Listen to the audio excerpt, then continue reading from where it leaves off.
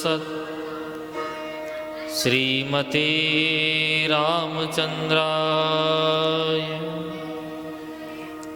नमः। परमहंसास्वादितचरणकमलचिन्मकरन्दाय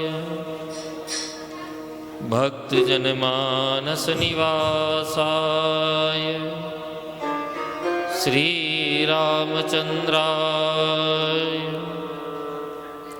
ध्येयं सदा परिभवग्नमभीष्टदोहम्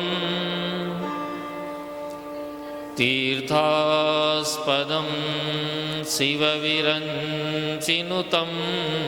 शरण्यम् भृत्यार्तिहं प्रणतपालभवाब्धिपोतम् वन्दे महापुरुषते चरणारविन्दम्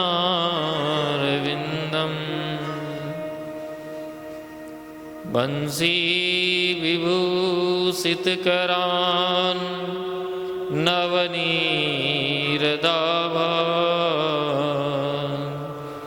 पीताम्बराधरुणबिम्बफलाधरोष्टाम् पूर्णेन्दुसुन्दरमुखात् दरविन्दनेत्रा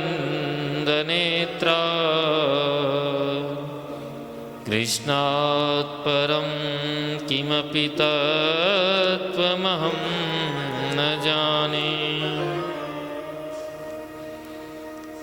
नारायणं नमस्कृत्य नरं चैव नरोत्तमं देवीं सरस्वती व्यासं ततो जयमुदीरये। सीतानाथसमारम्भां श्रीरामानन्दार्यमध्यमाम् अस्मदाचार्यपर्यन्तां वन्दे गुरुपरम्पराम्।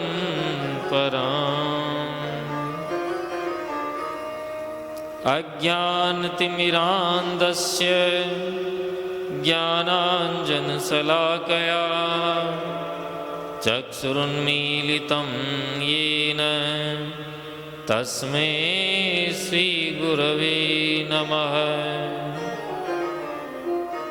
यत्र यत्र रघुनाथकीर्तनं तत्र तत्र कृतमस्तकाञ्जलिम् वाष्पवारि परिपूर्णलोचनं मारुतिं नमत राक्षसान्तकम्। जय जय श्रीराधारमण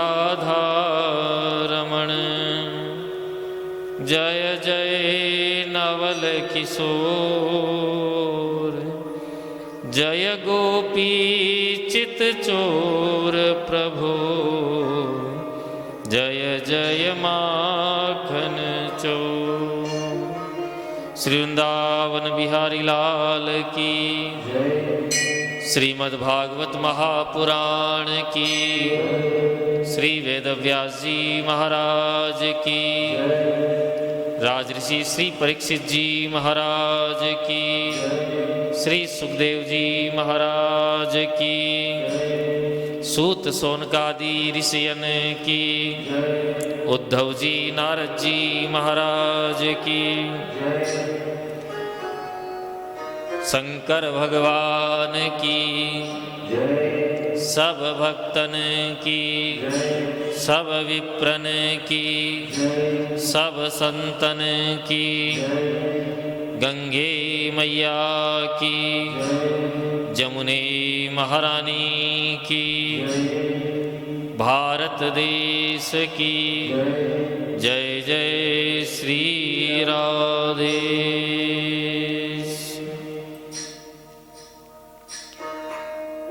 हरि शरणम। परम मंगलमयी भगवत स्वरूपा भगवान श्री बालकृष्ण की वांग्मयी विग्रह प्रतिकृति श्रीमद्भागवत सप्ताह ज्ञान यज्ञ में विराजमान सभी भक्तवृंद और भक्तिमयी माताओं, आज कथा का विश्राम दिवस है। कल हम सब ने धूमधाम से श्री द्वारिकानाथ का विवाह उत्सव आनंद के साथ मनाया। आइए अपने मन और वाणी को भगवान श्री द्वारिकाधीश के चरणों में लेकर चलते हैं। सब प्रेम से गाएंगे। जय जय राधा रमण हरि बोल, जय जय राधा रमण हरि बोल, जय जय राधा रमण हरि बोल, जय जय राधा रमण हरि बोल, जय जय राधा रमण हरि बोल, जय जय राधा रमण हरि बोल, जय जय राधा रमण हरि बोल, जय जय राधा रमण हरि बोल, जय जय राधा रमण प्यारो राधा रमण, जय जय राधा रमण प्यारो राधा रमण, जय जय राधा रमण प्यारो राधा रमण, जय जय राधा रमण प्यारो राधा रमण, जय जय राधा रमण प्यारो राधा रमण, जय जय राधा रमण प्यारो राधा रमण, जय जय राधा रमण प्यारो राधा रमण, जय जय राधा रमण प्यारो राधा रमण, जय जय राधा रमण प्यारो राधा रमण, जय जय राधा रमण प्यारो राधा रमण, जय जय राधा रमण हरि बोल, जय जय राधा रमण हरि बोल, जय जय राधा रमण हरि बोल, जय जय राधा रमण हरि बोल, जय जय राधा रमण प्यारो राधा रमण, जय जय राधा रमण प्यारो राधा रमण, जय जय राधा रमण प्यारो राधा रमण, जय जय राधा रमण प्यारो राधा रमण, जय जय राधा रमण प्यारो राधा रमण, जय जय राधा रमण प्यारो राधा रमण, जय जय राधा रमण प्यारो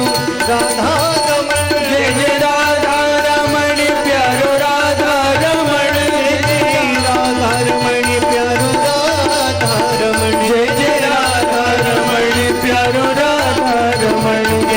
राधा रमण प्यारो राधा रमण, जय जय राधा रमण प्यारो राधा रमण, जय जय राधा रमण प्यारो राधा रमण, जय जय राधा रमण प्यारो राधा रमण, जय जय राधा रमण प्यारो राधा रमण, जय जय राधा रमण प्यारो राधा रमण, जय जय राधा रमण प्यारो राधा रमण, जय जय राधा रमण प्यारो राधा रमण, जय जय राधा रमण हरि बोल, जय जय राधा रमण हरि बोल, जय जय राधा रमण हरि बोल, जय जय राधा रमण हरि बोल, जय जय राधा रमण हरि बोल, जय जय राधा रमण हरि बोल, जय जय राधा रमण हरि बोल, जय जय राधा रमण हरि बोल।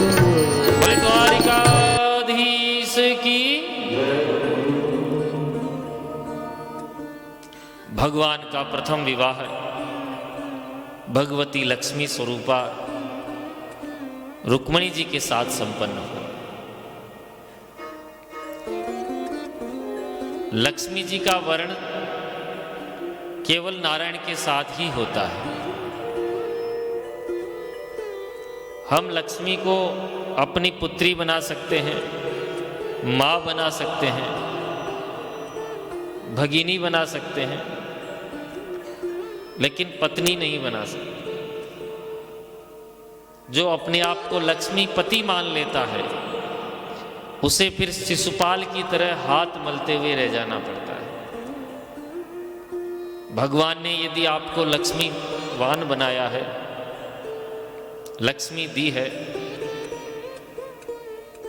तो उसका वर्ण भगवान नारायण के साथ करते चलो। अब भगवान नारायण के कई स्वरूप हैं। यज्ञ नारायण भगवान का स्वरूप है। भागवत कथा भी ज्ञान यज्ञ ही है। किसी न किसी धार्मिक कर्म में अपनी लक्ष्मी का वर्ण करते चलो, और यदि लक्ष्मी का वर्ण नहीं किया नारायण के साथ, तो भगवान द्वारिकाधीश के रूप में आकर उस लक्ष्मी का हरण करके ले जाएंगे। जैसे अपने घर में कन्या होती है, समय पे उसका विवाह कर दो, नहीं तो अपने अनुसार वो अपना वर्ण कर लेगी।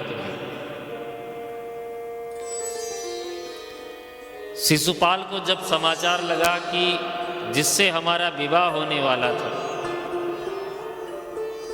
उनका हरण श्री द्वारकाधीश ने कर लिया है, तो महाराज आत्महत्या करने लगा। जरासंध ने हाथ रोक लिया कि मित्र क्या करता है? अरे युद्ध में हार जीत तो चलती रहती है, क्षत्रिय का धर्म ही है युद्ध करना, कभी हार भी हो जाती है। मुझे देख, मैंने 23 अक्षौहिणी सेना के साथ मथुरा पर आक्रमण किया, 17 बार कृष्ण ने मुझे हराया है, लेकिन मैंने भी हार नहीं मानी। 18वीं बार ऐसा हमला किया कि उसे मथुरा छोड़कर यहाँ छिपकर द्वारिका में आकर रहना पड़ा। तेरी तरह मैं हार कर आत्महत्या कर लेता तो। कमरे में ले जाकर शिशुपाल को समझाया। शिशुपाल समझ गया, भैया मैं तो एक ही बार हारने पर आत्महत्या करने लगा, यहाँ तो मुझसे भी बड़े बड़े बेशर्म बैठे हैं जो 17 बार हारे हुए हैं। तो आत्महत्या करने का विचार त्याग दिया, और जिस डोली में दुल्हन लेने के लिए वो आया था, उसी डोली में बैठकर अपने नगर को चला गया। बोले भक्तवत्सल भगवान की। इधर महाराज रुक्मिणी के बड़े भाई रुक्मी को जब समाचार मिला, तब उसने प्रतिज्ञा ली कि जो कृष्ण मेरी बहन का हरण करके लेके गया है, तो मैं प्रतिज्ञा करता हूं कि जब तक अपनी बहन के भगोड़े को पकड़कर नहीं लाता हूं, अपनी बहन को वापस नहीं लाता हूं, तब तक मैं नगर में प्रवेश नहीं करूंगा, इन कुंडनपुर वासियों को मुख नहीं दिखाऊंगा। सोई महाराज प्रतिज्ञा करके चल पड़ा। रास्ते में भगवान का रथ पकड़ लिया, लड़ने की चुनौती दी, तो भगवान ने युद्ध करना प्रारंभ किया। रुक्मिणी जी घबरा गई, बोले महाराज मेरा भाई है, एक तरफ भैया एक तरफ पतिदेव, क्या किया जाए। जब रुक्मी लड़ते लड़ते सब रथ घोड़े हाथी सब मार दिए, केवल रुक्मी बचा, तब भगवान ने चमचमाती तलवार निकाल ली। अब तलवार देखते ही रुक्मिणी जी घबरा गई और प्रभु के चरण पकड़ लिए। योगेश्वरा प्रमेयात्मान देव देव जगतपते, हंतुम नारहसी कल्याण भ्रातरम में महाभुज। हे महाभुज, हे योगेश्वर, हे महाप्रभु, ये अन्याय मत कीजिए। भरा बुला कैसा भी है, पर आपका साला है, कम से कम मेरे भाई का वध तो न करे, नहीं तो ये जो विवाह है ये मेरे लिए जिंदगी भर अभिशाप बन जाएगा। मेरी भाभियों के वैधव्य को जब मैं देखूंगी, तब मुझे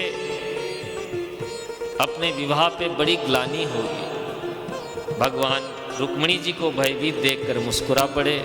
बोले देवी रुक्मिणी घबराओ मत, तुम्हारा भैया है तो मेरा भी तो कुछ लगता है,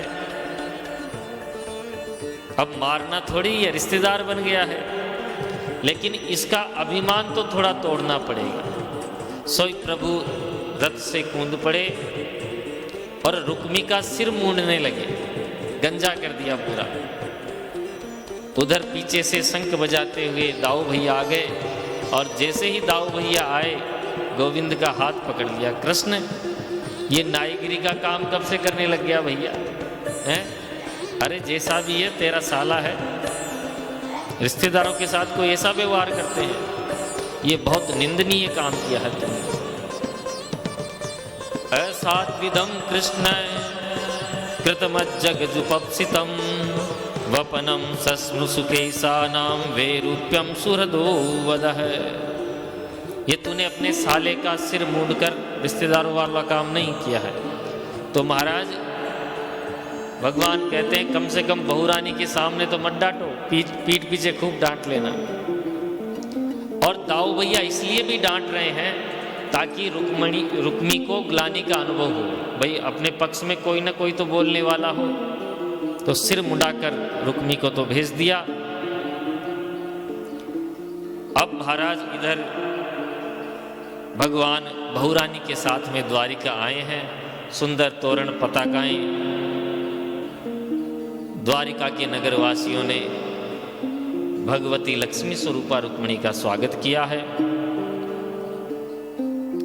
कालांतर में रुक्मिणी जी के गर्भ से एक पुत्र हुआ प्रद्युम्न नाम से, लेकिन एक सम्रासुर नामक दैत्य उसको चुरा कर ले गया प्रसूति का ग्रह से ही, और समुद्र में ले जाकर पटक दिया। समुद्र में एक बड़ी मछली ने उस नवजात शिशु को निगल लिया।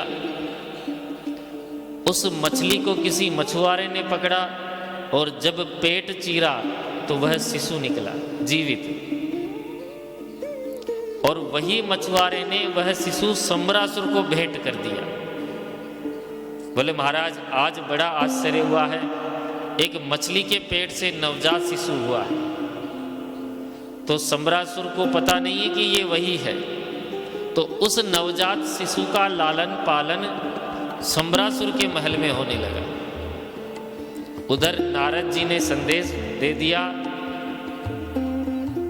देवी रति को कि देवी रति, ये जो भगवान श्री कृष्ण का पुत्र है ना, यही तुम्हारा पति है। कामदेव जो भगवान शिव के ताप से भस्म हो गया था, ये श्री कृष्ण के पुत्र के रूप में अब पुनः प्राकट्य इसका हुआ है। तो भगवती रति भी वेश बदलकर एक दासी के रूप में सम्रासुर के महल में दासत्व का काम करने लगी और बालक की सार संभाल करने लगी, माता के समान। अब महाराज वो तो साक्षात कामदेव हैं, थोड़े ही दिनों में वो यौवन को प्राप्त हो गए, जवान हो गए। उधर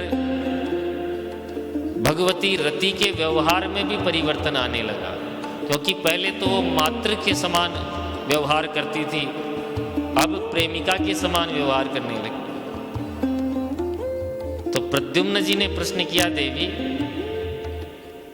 पहले मातृभाव मतिक्रम्य वर्तते कामिनी यथा, अब तुम्हारे व्यवहार में वह मातृत्व दिखाई नहीं देता जो पहले था।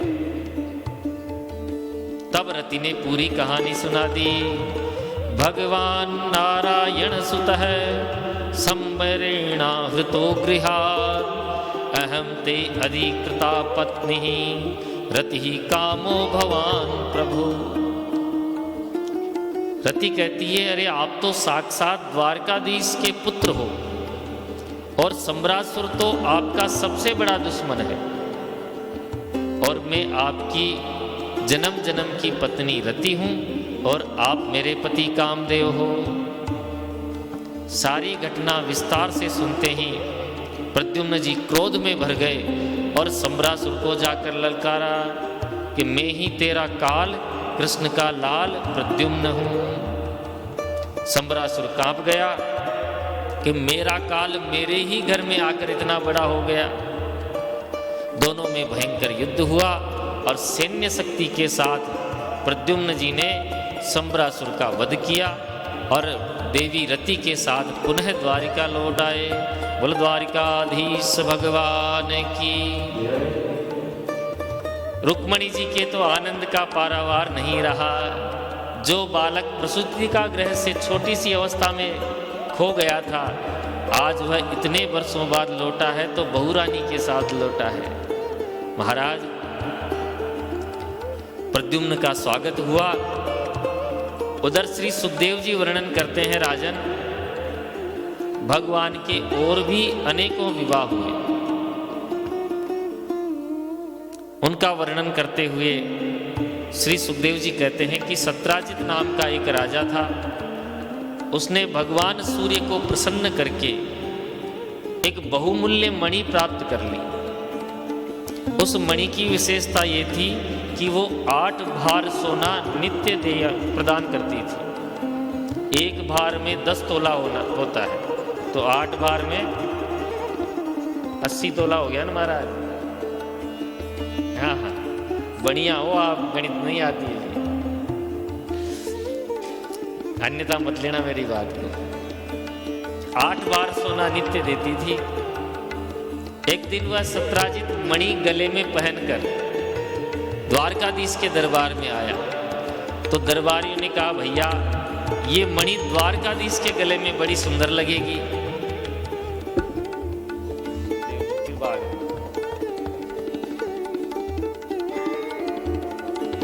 ये मणि द्वारकाधीश के गले में सुंदर लगेगी, क्यों न तुम इस मणि को द्वारकाधीश को भेंट कर दो।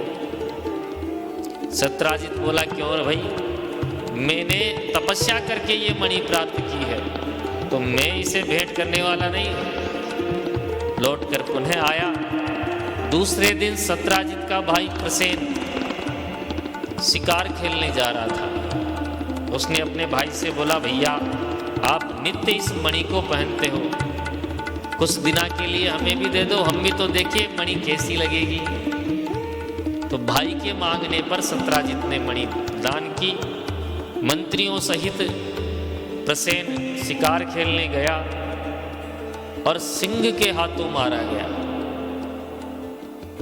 उधर जब कई दिना तक लौटकर नहीं आया, तो सत्राजित ने विचार किया कि इस मणि पर द्वारकाधीश की नजर थी, और जब से मेरा भाई मणि पहन कर गया है तब से लौटा नहीं। हो न हो द्वारकाधीश ने मेरे भाई को मारकर मणि हासिल कर ली, क्योंकि बचपन की चोरी की आदत गई नहीं उसकी। अपनी धर्मपत्नी को ये बात बताई कि जब से मेरा भाई गया है तब से वापस नहीं आया है, कुछ न कुछ चक्कर हुआ है। द्वारकाधीश ने जरूर वो मणि चुरा ली है, लेकिन देवी अभी इसका पूरा पक्का पता नहीं है, इसलिए तू किसी से कहियो मत। अब महाराज कुछ दिना तक तो पेट दर्द हुआ नहीं, लेकिन माताओं के पेट में ज़्यादा बात पचती नहीं है। जब पेट दर्द ज़्यादा बढ़ गया, तब अपनी सहेली से बोली, देख बचपन की आदत गई नहीं, पहले माखन मिश्री चुराता था, अब मणि चोरी करने लगा। लेकिन बहन तू किसी से कहियो मत, करणे करणे जपन जनाहा। बात एक कान से होते हुए पूरे शहर में फैल गई, हवा चल गई, भाई ये तो जन्म का ही चोर है। जब ये बात द्वारकाधीश के कानों में पड़ी, तब प्रभु ने सोचा ये तो बैठे बैठे मणि चोरी की अपराध लग गया, क्या किया जाए। तो कुछ द्वारका वासियों को साथ लेकर जिस मार्ग में प्रसेन गया था, प्रभु भी उसी मार्ग में गए। तो आज जाकर क्या देखा कि प्रसेन का मृत शरीर पड़ा है, और वहां से किसी सिंह के पदचिन्ह जा रहे हैं। भगवान उन्हीं पदचिन्हों का अन्वेषण करते करते गए, तो आगे सिंह भी मरा मिला, और वहां से किसी रीछ के पदचिन्ह जाते हुए मिले। उन रीछ के पदचिन्हों का अन्वेषण करते करते प्रभु गए, तो महाराज एक गुफा में जाकर वह पदचिन्ह समाप्त हो रहे थे। भगवान अन्य द्वारिका वासियों को तो गुफा के द्वार पर ही खड़ा कर दिए, और स्वयं अकेले भीतर प्रवेश हुए। वहां जाकर उन्होंने देखा कि एक कन्या उस मणि से खेल रही है। पराये पुरुष को आते देखा तो वो कन्या भी चिल्लाई, और कन्या के चीखने से उनके पिता जामवंत जी वहां आ गए।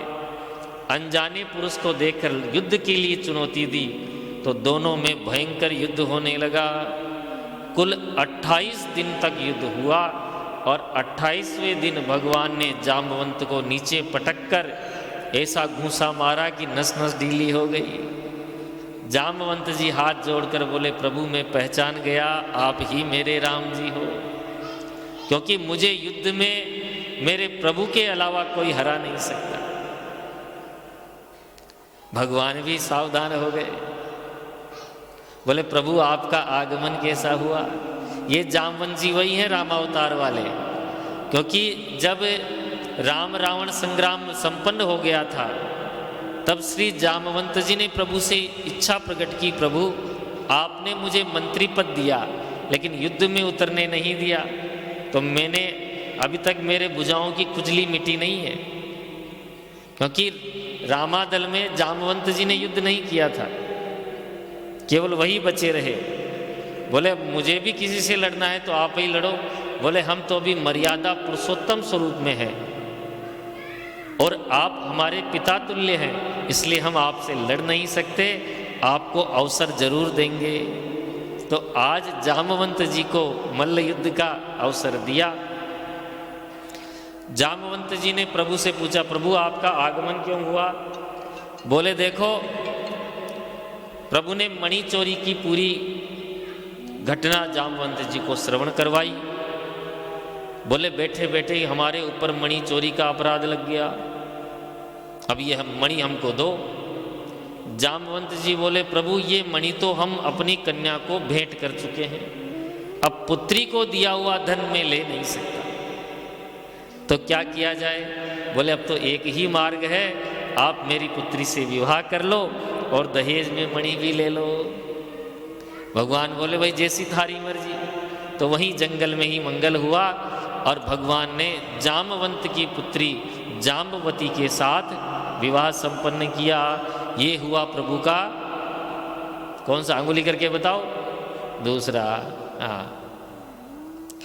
प्रभु मणि लेकर पुनः द्वारिका आए, सत्राजित को मणि वापस लौटाई और सबूत के तौर पे जाम्बवंती को भी दिखा दिया, भाई ये देख लो।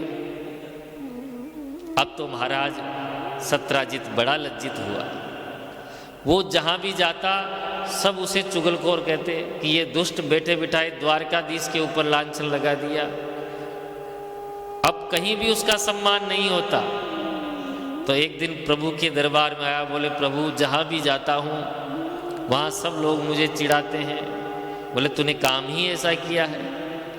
बोले अब तो एक ही उपाय है, आप मेरे जमाता बन जाओ, मेरी पुत्री सत्या देवी के साथ विवाह कर लो, सत्यभामा के साथ, तो फिर जब जवाई बन जाओगे तो फिर मुझे कोई बुरा नहीं कहेगा। तो भगवान ने कहा भाई जैसी थारी मर्जी। तो भगवान ने सत्राजित की पुत्री सत्यभामा के साथ विवाह संपन्न किया। ये हुआ प्रभु का, अंगुली करे जाओ। हाँ, अब विवाह संपन्न करके सत्राजित ने वह मणि भी भगवान को भेंट की। भगवान बोले भाई मणि नहीं लेंगे, क्योंकि मणि के चक्कर में तो पहले ही खूब बुराइयां लग गई। बोले महाराज मैंने ये मणि अपनी बेटी को देने का संकल्प कर लिया है, इसलिए मैं रखूंगा नहीं। बोले ऐसा है, मणि हमने ले ली और अब हमारी धरोहर समझकर तुम अपने पास रखो और इससे जितना भी सोना निकलता है वह हमारे महल में भिजवा दिया करो। बोलो भक्तवत्सल भगवान की। एक समय प्रभु इंद्रप्रस्थ नगरी को गए पांडवों से मिलने। भगवान जाते रहते थे पांडवों के पास। तो एक दिन अर्जुन को साथ लेकर जमुना जी के किनारे टहल रहे थे। उसी समय एक युवती दिखाई दी जो तपस्या कर रही थी। भगवान ने अर्जुन को भेजा, बोले अर्जुन जाओ पता लगाओ ये कौन की तपस्या कर रही है। अर्जुन रथ से उतर कर गए और उस युवती से परिचय पूछा। मन्ये त्वाम पतिमिच्छतिम सर्वम कथा कथत्यते। हे देवी तुम कौन हो और यहाँ बैठकर किसकी तपस्या कर रही हो?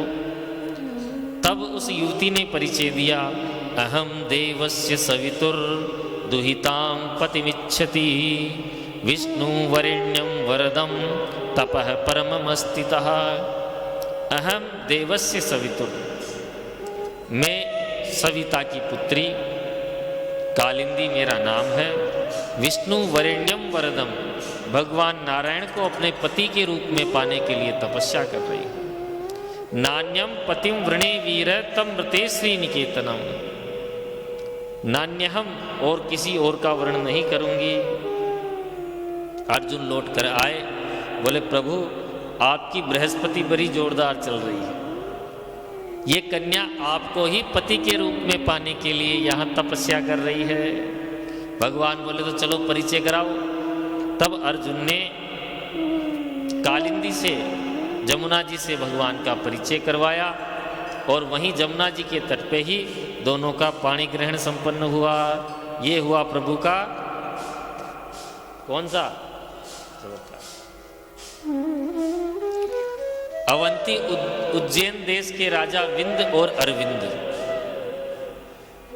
ये अपनी बहन मित्रविंदा का विवाह राजनीतिक लाभ लेने के लिए दुर्योधन के साथ करना चाहते हैं। स्वयंवर का आयोजन किया और अपनी बहन को समझा दिया कि देखो वरमाला तुम्हें दुर्योधन के गले में डालनी है।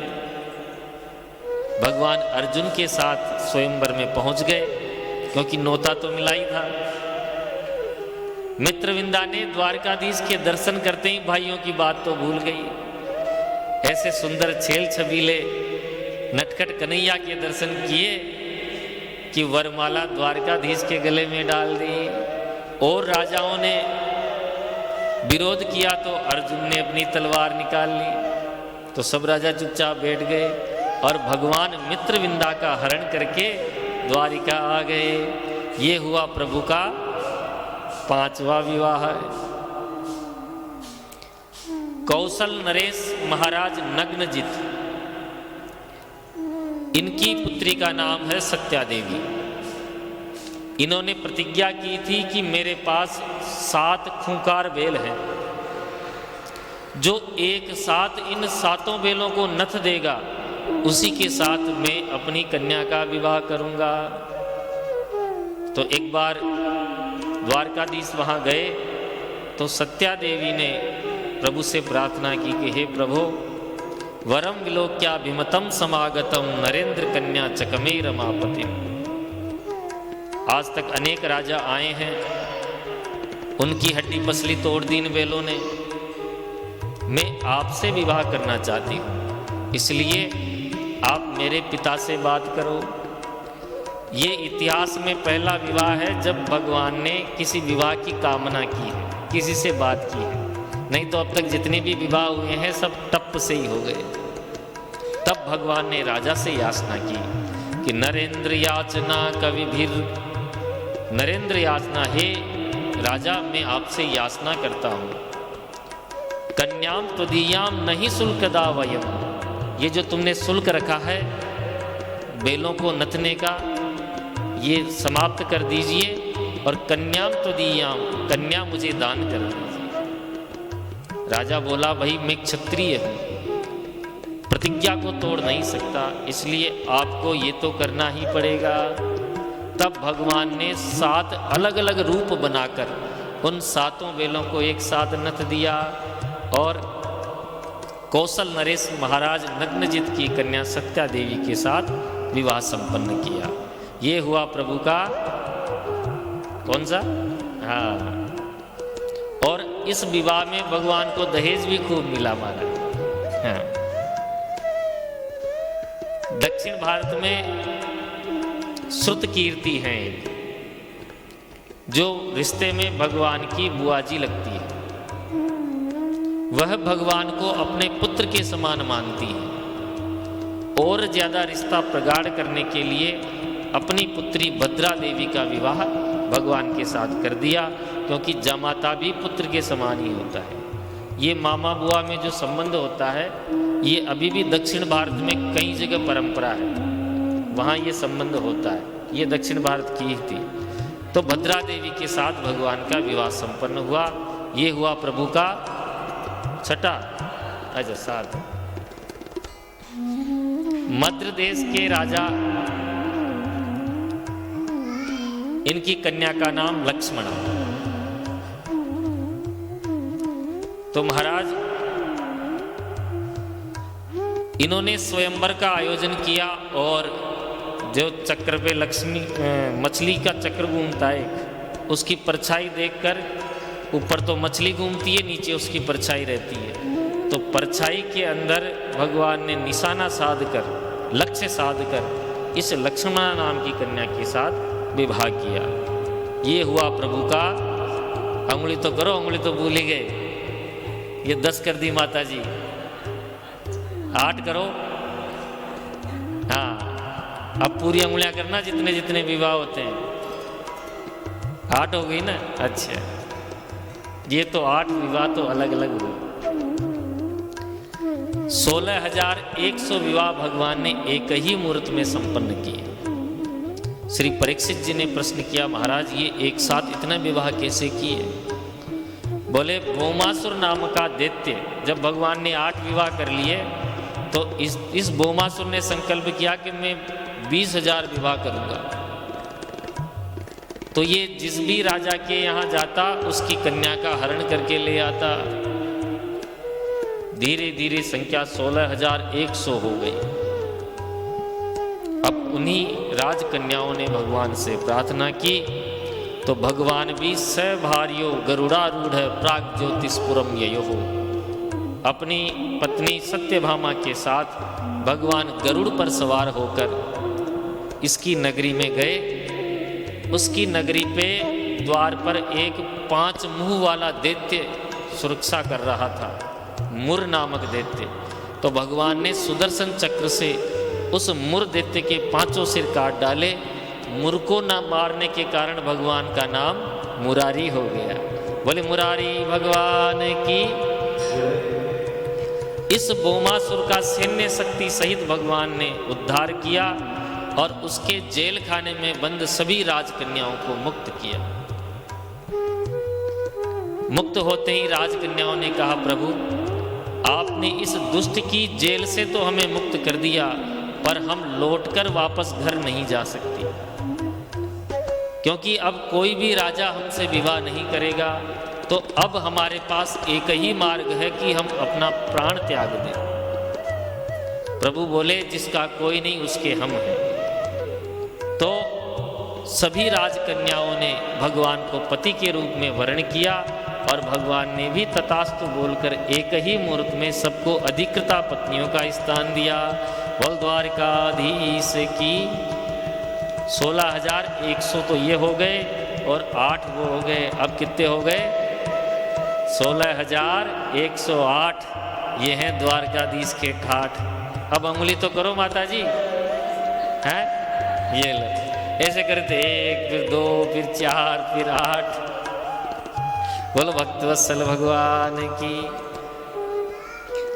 कितने विवाह हुए? 16,108। अब प्रत्येक रानी से 10-10 बेटा हुए। जोड़ो कितने हुए? घर जाके गुणा भाग कर लेना।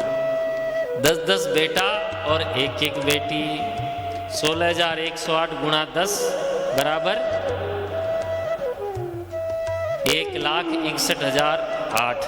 हाँ, 1,61,080। अब इतना बड़ा परिवार द्वारकाधीश का, फिर भी प्रभु आनंद पूर्वक रहते हैं। उनके मुख पर तनिक भी लेस मात्र कहीं चिंता के भाव नहीं है। गृहस्थ लीला का बड़ा सुंदर वर्णन आता है। श्री नारद जी एक बार गए कि देखो तो सही भगवान की गृहस्थ लीला कैसी है। तो जिस भी भवन में जाते उस भवन में ही प्रभु के दर्शन होते। रुक्मणी जी के पास भी दर्शन होते, सत्यभामा के पास भी दर्शन होते। उधर मंत्री कोई राज कार्य कर रहे थे तो वहां भी प्रभु के दर्शन होते। नारद जी एक बार बैकुंठ से स्वर्गलोक में गए और स्वर्गलोक से कल्प वृक्ष का एक पुष्प ले आए। अब नारद जी भी बड़े विचित्र हैं। क्योंकि सब जगह भगवान के दर्शन कर ही लिए उन्होंने। देखो तो सही इनकी गृहस्थी में कुछ आक्षेप होता है कि नहीं होता है। तो सर्वप्रथम भगवान रुक्मणी जी के महल में गए, वहाँ श्री ठाकुर जी के रुक्मणी सहित दर्शन किए।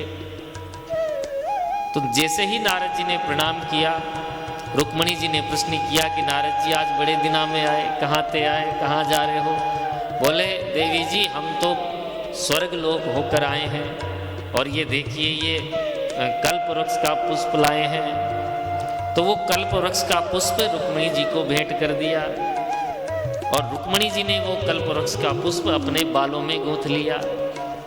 उस पुष्प की विशेषता है महाराज, वो कभी मुरझाता नहीं है, सोने के समान चमकता है और उससे इतनी अच्छी सुगंध आती है कि मीलों तक उसकी सुगंध फैल जाती है।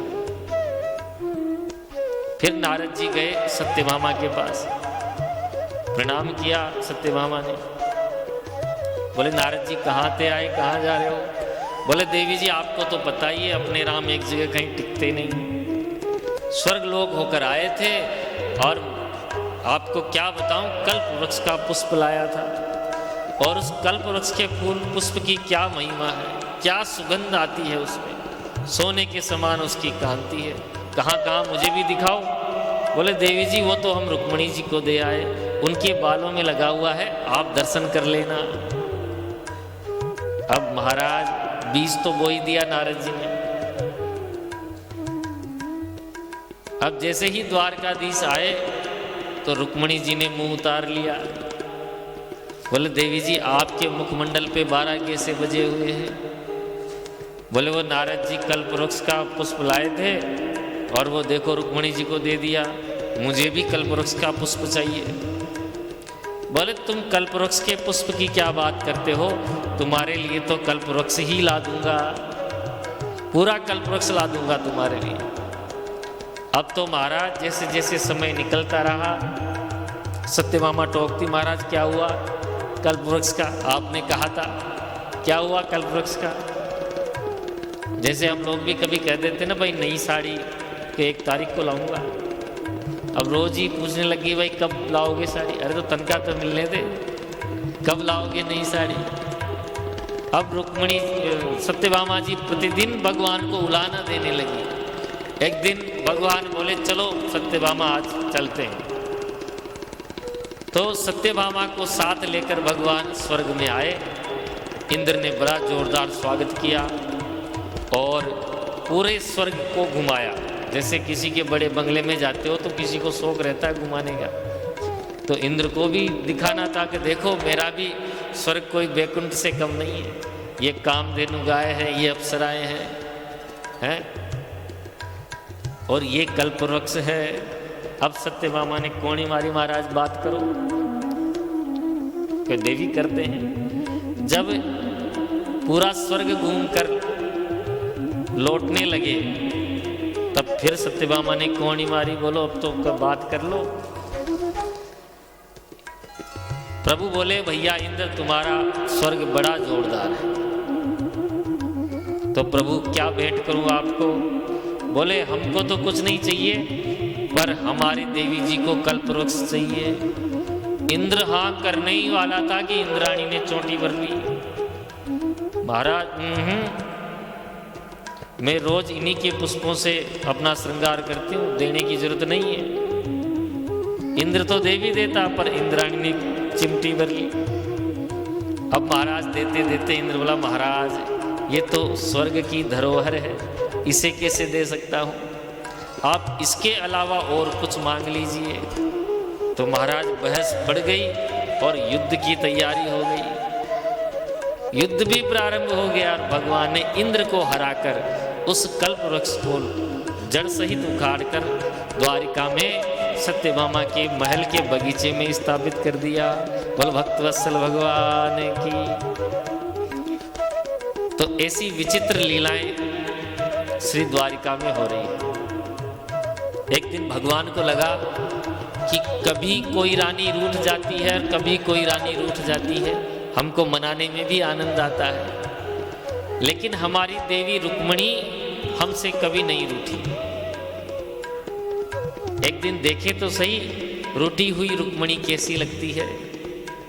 तो एक दिन भगवान रुक्मिणी जी के कक्ष में पहुंचे और उदास मुद्रा में बैठ गए।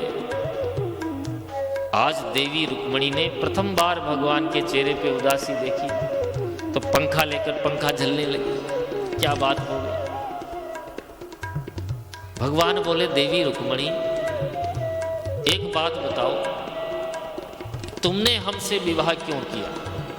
अब तो महाराज रुक्मिणी के हाथ से वो पंखा भी गिर गया।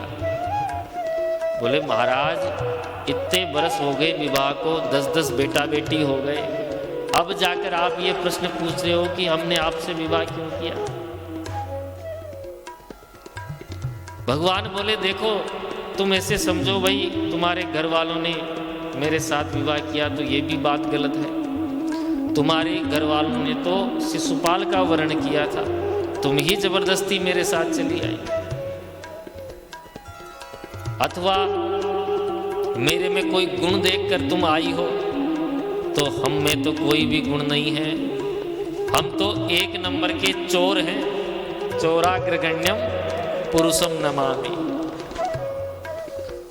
और देवी तुम ये देखो कि हम में कोई विशेष कुल खानदान के हैं, तो देवी हमारे तो माँ बाप का ही पता नहीं है।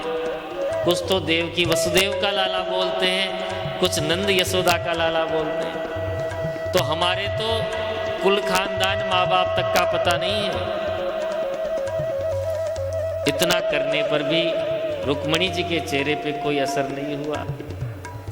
तो अब भगवान बोलते हैं, रुक्मिणी मैं तो कहता हूं अब भी कुछ नहीं बिगड़ा है। इतना सुनते ही रुक्मिणी जी के होश उड़ गए और मूर्छित होकर गिरने लगी। भगवान ने भी चतुर्भुज रूप बना लिया। पर्यंकादवरुय्यासु तमुत्थाय चतुर्भुजम। चतुर्भुज रूप बनाकर एक हाथ से रुक्मिणी जी को पकड़ा, एक हाथ से जल के छींटे लगाए, एक हाथ से पंखा जलने लगे और शयन कर पलंग पर बैठाया शांति से। भगवान बोले, रुक्मिणी इतने साल हो गए विवाह को, आज हमने तुमसे थोड़ा सा हंसी मजाक कर लिया तो तुम तो बेहोशी होने लगी। अब रुक्मिणी जी को थोड़ा होश आया, बोले ये तो सचमुच मजाक कर रहे थे, मतलब सीरियस नहीं है। तो रुक्मिणी जी संभल कर बैठी, बोले प्रभु भले ही ये बातें आपने मजाक में करी हो, लेकिन जो जो कहा है बिल्कुल सत्य कहा है। अच्छा नीचे रख दो देवी जी, जय हो। क्या सत्य कहा है? बोले आपने कहा था कि हम में कोई भी गुण नहीं है, तो बिल्कुल आप में कोई गुण नहीं है, क्योंकि संसार 3 गुणों से बनता है, सत्व रज और तम। लेकिन प्रभु आप तो गुणातीत हो, इन सबसे भी परे हो, इसलिए आपके भक्त आपको निर्गुण ब्रह्म कहते हैं। फिर आपने कहा कि आपके माता पिता का पता नहीं है, तो प्रभु ब्रह्मा जी भी स्तुति करते करते नेति नेति कहते हैं, लेकिन आपके तो जन्म का ही पता नहीं, तो आपके माता पिता का कहाँ पता होगा? आप तो अनादि हो, ईश्वर हो। और फिर आपने क्या कहा? एक तो कहा कि माता पिता का पता नहीं है, एक कहा कि निर्गुण है। एक एक शब्द की इतनी सटीक व्याख्या श्री रुक्मिणी जी ने की, तो प्रभु भी आश्चर्यचकित हो गए। बोले देवी रुक्मिणी, यदि आज मैं तुमसे ये विनोद नहीं करता, मजाक नहीं करता, तो तुम कितनी पढ़ी लिखी हो ये हमें पता ही नहीं पड़ता। तो 5 अध्यायों में भगवान की गृहस्थ लीला का वर्णन आता है, बड़ी सुंदर। 56 करोड़ यदुवंशियों का वर्णन आता है। धीरे धीरे भगवान के परिवार 56 करोड़ का हो गया। एक दिन भगवान अपने पुत्र पोत्रियों को लेकर, क्योंकि पोते पोती भी हो गए, फिर तो पुत्र पोत्रियों को लेकर एक बगीचे में पिकनिक मनाने गए। तो भगवान तो एक वृक्ष के नीचे विश्राम कर रहे थे और बच्चे गेंद खेल रहे थे। गेंद खेलते खेलते उनकी गेंद एक सूखे कुएं में गिर गई। बच्चे जब गेंद लेने गए तो उसमें बड़ा भारी गिरगिट दिखाई दिया। दौड़कर आए, बोले प्रभु आज से पहले ऐसा गिरगिट हमने नहीं देखा, इतना विशालकाय। भगवान गए और जैसे ही उस गिरगिट का स्पर्श किया एक दिव्य पुरुष प्रकट हो गया। भगवान ने परिचय पूछा, भैया तुम्हारा परिचय? तो देखो सामने वाला जब परिचय देता है तो पता पड़ जाता है कि अभिमान में बोल रहा है, कहाँ से बोल रहा है। तो वह दिव्य पुरुष कहता है, नृगो नाम नरेंद्रोहम इक्ष्वाकुतनयः प्रभो दानि स्वाख्यायमानेषु यदि ते कर्णमस्पृशम्। आपने मेरा नाम नहीं सुना? अरे दानियों में कहीं भी दानियों की चर्चा होती हो तो मेरा नाम सबसे ऊपर आता है। नृगो नाम नरेंद्रोहम, मेरा नाम नृग है और इक्ष्वाकु वंश का मैं हूं। क्यों भाई, ऐसा क्या दान कर दिया?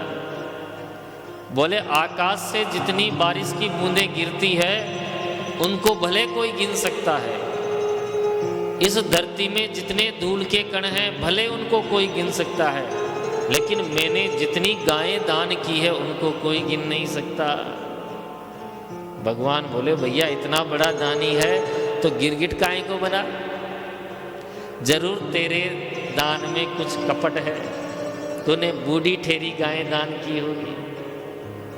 बोले नहीं महाराज, पयस्विनी तरुणी शील रूप है, बिल्कुल दूध देने वाली तरुणी जवान गायें। तो मार्कणी होगी कि नहीं? शील रूपा। बोले फिर तेरा पैसा 2 नंबर का होगा? बोले नहीं महाराज, न्यायार्जितः,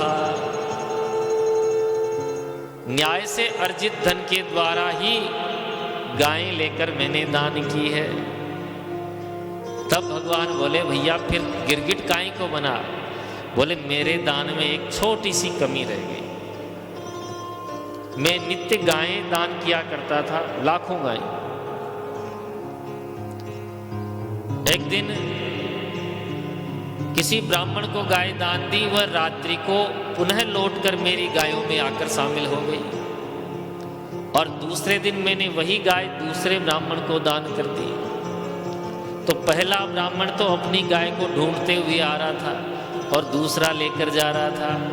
तो पहले ब्राह्मण ने गाय पहचान ली, बोले ये गाय मेरी है। बोला नहीं, ये तो मुझे अभी राजा ने दान करी है। दोनों में लड़ाई हो गई। बोले इसका निर्णय कौन करेगा? कि बोले राजा ही करेगा। दोनों राज दरबार में आए तो राजा ने पहले ब्राह्मण से कहा भैया भूल से हो गया तो इस गाय के बदले 1 लाख गायें ले ले। बोले नहीं महाराज, पहली बात तो दान लेने से ब्रह्म तेज का नाश होता है। तो मैंने 1 गाय ले ली, मेरा इतना ब्रह्म तेज का तो नाश हो गया। अब मैं 1 लाख गायें और ले लूँगा तो फिर मैं नहीं ले सकता, मुझे तो यही गाय चाहिए। दूसरा बोला भाई तू इसके बदले और गायें ले जा, फिर वो भी यही बात। दोनों अपनी अपनी बात पर अड़े रहे। अब राजा ने तो उसकी सुनता न उसकी सुनता, कभी इधर देखता कभी इधर देखता, क्या निर्णय करे। तो दोनों ब्राह्मण अपनी गाय को छोड़कर चले गए और बोले गिरगिट की तरह इधर उधर देखता है, निर्णय कुछ करता नहीं है, जा गिरगिट बन जा। समय पूरा करके अपना पंच भौतिक शरीर छोड़कर जब राजा का शरीर पूरा हुआ तो यमराज के दरबार में ले जाया गया। बोले इसके पाप पुण्य का बही खाता खोलो। तब चित्रगुप्त जी कहते हैं महाराज पुण्य तो इसने खूब किया है पर थोड़ा सा पाप भी है। तब नृग से पूछा गया भैया पहले पुण्य भोगेगा या पाप भोगेगा? नृग बोला महाराज पाप थोड़ा सा ही है, पहले इसको भुगा दो, फिर इकट्ठे बैठकर पुण्य तो भोगना ही है। सोई महाराज उस पाप के फलस्वरूप मैं गिरगिट बना और आज मेरे पुण्य उद्धृत हो गए, पुण्य जागृत हो गए। आपका पावन स्पर्श पाकर मैं पवित्र हो गया और मेरी सद्गति हो गई। प्रणाम करके नृग तो चला गया। भगवान ने अपने बच्चों को बुलाया और कहा, देखो तुमने नृग की आत्मकथा तो सुन ली। देखो बच्चों, ब्राह्मण का, संत का कभी भी धन नहीं खाना चाहिए। तुमने यदि हलाहल विष पी लिया, भयंकर अग्नि में जल रहे हो, तो मैं तुम्हारी रक्षा कर सकता हूं, लेकिन यदि तुमने ब्राह्मण का धन हरण कर लिया तो केवल तुम ही नहीं, तुम्हारी 7 पीढ़ियां नष्ट हो जाएगी, उसे मैं बचा नहीं पाऊंगा। नाहम हालाहलम मन्ये विषम यस्य प्रतिक्रिया, ब्रह्मस्वम ही विषम प्रोक्तम नास्य प्रतिविधिर्भुवि। ब्राह्मण का शरीर जलती हुई अग्नि के समान होता है,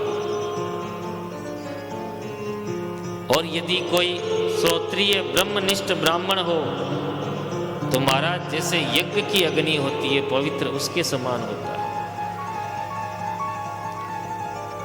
यदि कोई अपने पथ से भटक गया है ब्राह्मण होकर भी, तब भी उसका अपमान नहीं करना चाहिए, क्योंकि अग्नि कैसी भी हो, जलाने की क्षमता तो उसमें होती है।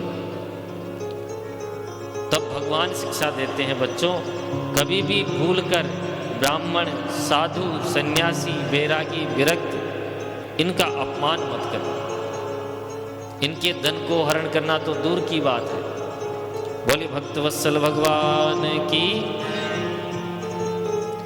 आगे के अध्याय में वर्णन आता है कि एक बार दाऊ भैया ने पूछा भगवान से, भैया कन्हैया, क्या तुझे ब्रज की याद नहीं आती? अरे परसों आने का वचन दिया था, आज बरसों बीत गए।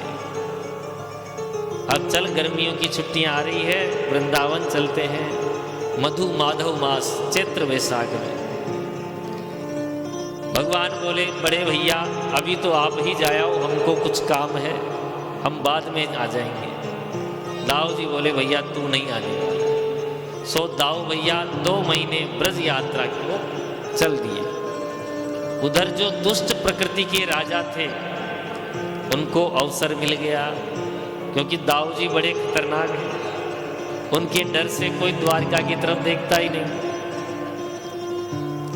एक पौंड्रक नाम का राजा था, वो अपने मित्र काशीराज की बातों में आकर अपने आप ही भगवान बन बैठा। काशीराज बोला, भैया आजकल द्वारकाधीश बड़ा पूज रहा है, तो ऐसा कर तू भी भगवान बन जा और मैं बन जाता हूं तेरा पुजारी। मैं खूब तेरी पूजा करवाऊंगा, खूब चढ़ावा आएगा, माल जो भी आए वो सब 50-50। तो देखो, संख और मूर्ख दूसरों की बात से ही बचते हैं, ये दूसरे की फूंक से ही। तो काशीराज की बातों में आकर पौंड्रक ने अपने आप को भगवान बना लिया। कैसे बना लिया कि द्वारकाधीश का पूरा रूप रंग ले लिया, वैसे ही श्याम वर्ण कर लिया।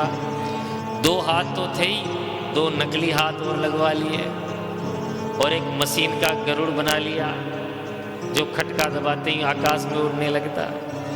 एक नकली चक्र फिट करा लिया चतुर्भुज रूप में, और महाराज काशीराज भी उसको ले जाकर बोलो हर जगह पूजा करवाने लगा, और लोगों में जय जयकार होने लगी। बोलो पौंड्रक महाराज की। देख लो, किसी की भी जय बुला दो, हर जगह जय बोलने वाले तैयार हैं। तो जय जयकार होने लगी, बढ़िया माल चढ़ावा आने लगा। अब महाराज काशीराज बोला, भैया चारों तरफ तेरी बढ़िया जय जयकार हो ही रही है, एक द्वारकाधीश तेरे को और भगवान मान लेना है तो फिर मोहर लग जाएगी, स्टाम्प लग जाएगी। बोले वो कैसे मानेगा? कि देख ऐसे तो नहीं मानता, पर वो है बहुत डरपोक, बहुत डरपोक है। एक धमकी भरा पत्र तू लिख देगा ना, तो उस धमकी भरे पत्र से ही वो द्वारिका छोड़कर भाग जाएगा। फिर द्वारिका तेरी और तू देवता, बढ़िया माल मिल जाएगा भैया। वो जो हल मूसल वाला खतरनाक है वो तो अभी चला गया, इसलिए अवसर बढ़िया है। तो काशीराज की बातों में आकर पौंड्रक ने एक धमकी भरा पत्र लिख दिया और दूत के हाथों द्वारिका भिजवा दिया। अब जैसे ही दरबार के अंदर पत्र लाए, अरे इनको मना करो, कल भी मना किया था।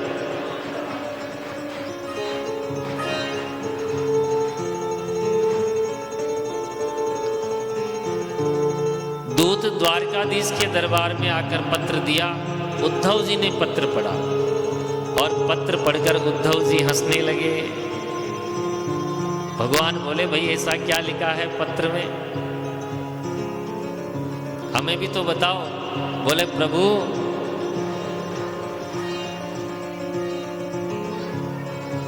तो महाराज उद्धव जी पत्र पढ़कर हंसने लगे। प्रभु बोले कि क्यों हंस रहे हो भैया? बोले, महाराज आप तो नकली हो, असली महाराज असली भगवान का अवतरण हो चुका है। क्या लिखा है पत्र में कि वासुदेवोऽवतीर्णो हम एक एव न चापरः भूतानामनुकंपार्थम त्वं तुमित्याभिधाम त्यजः। वासुदेवो अवतीर्णो हम, मेरा अवतार वासुदेव के रूप में हो चुका है। एक एव न चापर है, और मैं अकेला हूं, मेरे अलावा कोई दूसरा वसुदेव नहीं है। भूतानाम अनुकंपार्थम, ये लोगों के कल्याण के लिए ही मेरा अवतार हुआ है। तुम मिथ्या, तुम झूठे हो। विधाम त्यज, ये जगह छोड़कर भाग जाओ, नहीं तो मैं तुम्हें नष्ट कर दूंगा। अब ये पत्र पढ़कर भगवान द्वारकाधीश भी खूब मुस्कुराए। बोले, उद्धव ऐसे भगवान के तो दर्शन करना चाहिए। दूत को कहा, भैया संदेशवाहक तुम जाओ और अपने भगवान को बोलना कि कल हम उनके दर्शन करने आएंगे।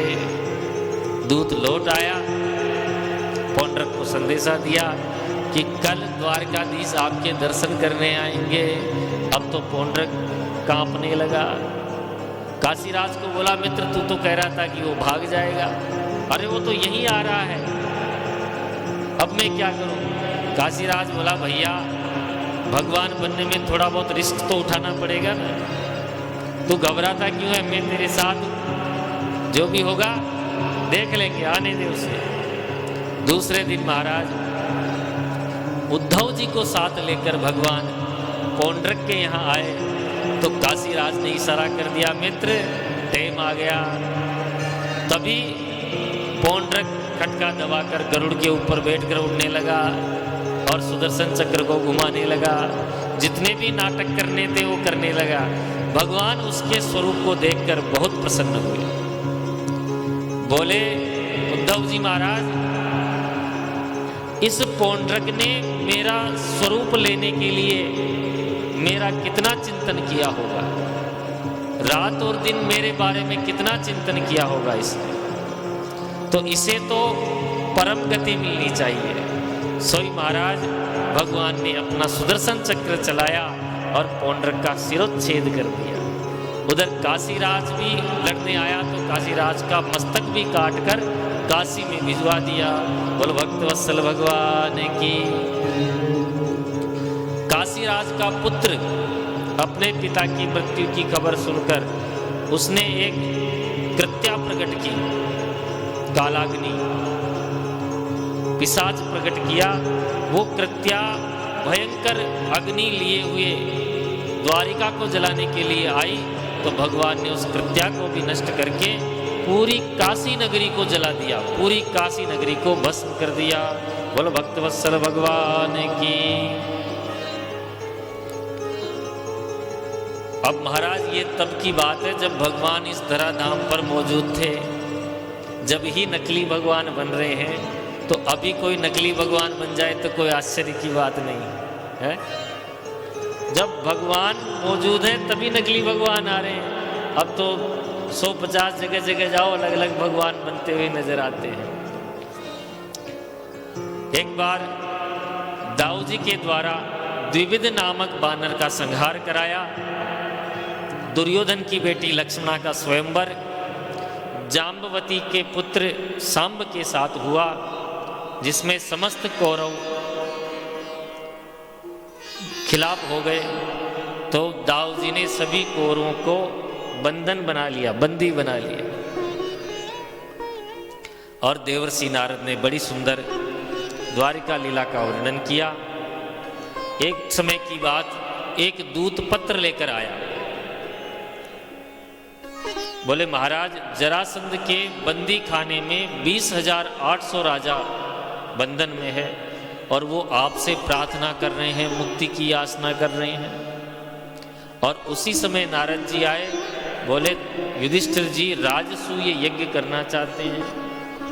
अब दोनों दूत एक साथ आ गए। भगवान ने उद्धव से पूछा, उद्धव क्या करना चाहिए? बोले महाराज पहले युधिष्ठिर जी से मिलना चाहिए। तो उद्धव जी के साथ भगवान इंद्रप्रस्थ आए, युधिष्ठिर जी से भेंट हुई। बोले राजसूय यज्ञ तो कर लोगे, परंतु जब तक सारे राजा तुम्हारे अधीनस्थ नहीं होंगे तब तक कैसे राजसूय यज्ञ करोगे? क्यों? बोले जरासंध ने अभी अधीनता स्वीकार नहीं की है। तो अर्जुन और भीमसेन को साथ में लेके गए और जरासंध से युद्ध की भिक्षा मांगी।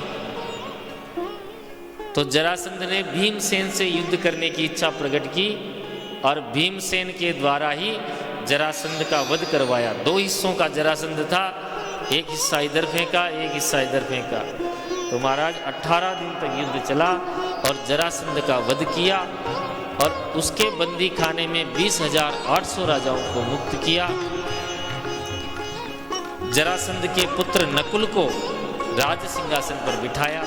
उन 20,800 राजाओं ने बड़ी सुंदर भगवान की स्तुति की और जिस मंत्र से स्तुति की है वो भागवत जी का सबसे सुंदर मंत्र या तारक मंत्र माना जाता है। किसी पर कोई कितनी भारी विपत्ति आए, इस मंत्र का 108 बार जाप प्रतिदिन चालू कर देना चाहिए। गोविंद देव जी के मंदिर में भी लिखा हुआ है सामने, कृष्णाय वासुदेवाय हरये परमात्मने प्रणतः क्लेशनाशाय गोविंदाय नमो नमः। ये भागवत जी का तारक मंत्र है। स्थिति कैसी भी हो, प्रतिदिन इसका 108 बार जाप जिसने कर लिया उसके जीवन में कभी कोई आपत्ति आती ही नहीं है। जरासंध को भीमसेन के हाथों मरवाकर भगवान पुनः इंद्रप्रस्थ में आए हैं। अब राजसूय यज्ञ की तैयारियां होने लगी। सबको अलग अलग काम दिया महाराज। सबसे पहले प्रश्न उठा कि पहली पूजा किसकी की जाए। तब जो जरासंध का पुत्र था नकुल, अभी अभी राज सिंहासन जिसको दिया वो भी आया था राजसूय यज्ञ में। उसने कहा कि जगत पूज्य तो भगवान श्री कृष्ण है, इन्हीं की प्रथम पूजा की जानी चाहिए। पितामह भीष्म द्रोणाचार्य आदि ने सबने कहा कि बिल्कुल ठीक बात है, भगवान श्री कृष्ण को ही प्रथम पूज्य रखना चाहिए। तो उस यज्ञ में प्रथम पूजा भगवान श्री कृष्ण की गई।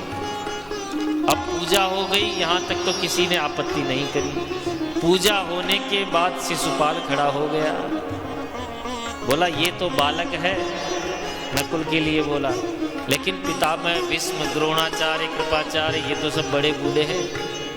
अरे इस बालक की बातों में आकर तुमने इस गंवार कृष्ण की पूजा करा दी, इसमें कौन सा गुण है? ये तो रणछोड़ है, छुप के मारे डर के मारे समुद्र में छिपा हुआ बैठा है।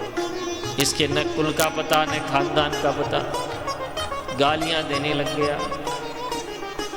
जब 100 गाली पूर्ण हो गई, भगवान ने सावधान किया, सावधान, मैंने तेरी माँ को वचन दिया है कि तेरे 100 अपराध क्षमा है। लेकिन उसने तो एक सुनी न 3, और जो ही 101वीं गाली दी, भगवान ने सिरह सुरांत चक्रेण जहारा परतोरिको, अपने सुदर्शन चक्र से शिशुपाल का सिरोच्छेद कर दिया। बाकी जो राजा शिशुपाल की तरफ के थे, शिशुपाल की पक्ष के, वो भी दुबक लिए, भैया अपन भी उत्पात करेंगे तो यही हाल होगा। शिशुपाल का वध किया, राजसूय यज्ञ की पूर्ति की। अब सबको अलग अलग काम दिए गए, तो भगवान ने क्या काम लिया राजसूय यज्ञ में? सबके पांव धोने का, जूते चप्पल ठिकाने पे रखने का और पत्तल उठाने का। जीमने में सबसे सुंदर काम यही होता है हमारा, है? जब भगवान कर सकते हैं तो हम क्यों नहीं कर सकते? तो कल भी जीमना है, देखते हैं कौन भगवान के कार्य को करता है। यदि आपको पूरा पुण्य चाहिए तो पत्तल उठाने का काम ले लेना। दुर्योधन को कोषाध्यक्ष बनाया गया, क्योंकि दुर्योधन चाहता था कि इनका धन जल्दी जल्दी खर्च हो, और महाराज यज्ञ में जितनी दक्षिणा ज्यादा दी जाए उतना पुण्य ज्यादा मिलता है। तो दुर्योधन ने पूरा कोषागार ऐसा लगा दिया जैसे खाली कर दूं, लेकिन दुर्योधन के हाथ में वरदान था, जितना देगा उससे डबल आ जाएगा। तो भगवान भी यही चाहते थे कि ज्यादा से ज्यादा दे तो उतना डबल आ जाए। द्रौपदी को भोजन परोसने का कार्य दिया गया, भीमसेन को भोजन पकाने का काम दिया गया, और कर्ण को दान का कार्य दिया गया। इसी राजसूय यज्ञ में द्रौपदी के द्वारा दुर्योधन का अपमान हुआ। जल में थल और थल में जल का आभास होने पर द्रौपदी हंस गई, और ये हंसी महाभारत के युद्ध का बीज बना। बोले भक्तवत्सल भगवान की। आगे चलकर भगवान ने साल्व, दंतवक्त्र और विदुरथ आदि का उद्धार किया, और तीर्थ यात्रा में बलराम जी के हाथों श्री सूत जी की हत्या हो गई, ऐसा भी वर्णन आता है। अब आगे के अध्याय में प्रवेश कर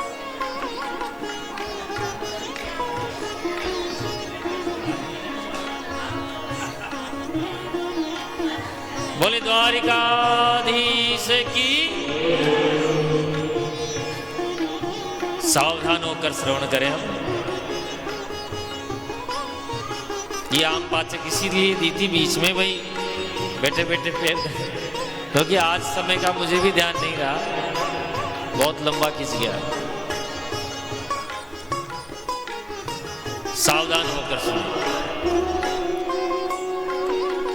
श्री परीक्षित जी ने प्रश्न किया, महाराज माता जी मोबाइल अपना ही है। श्री परीक्षित जी ने प्रश्न किया, महाराज आप प्रभु को बार बार दीन बंधु कह रहे हैं, लेकिन अभी तक कोई दीन बंधुता का चरित्र श्रवण नहीं करवाया। तब श्री सुखदेव जी को सुदामा जी याद आए।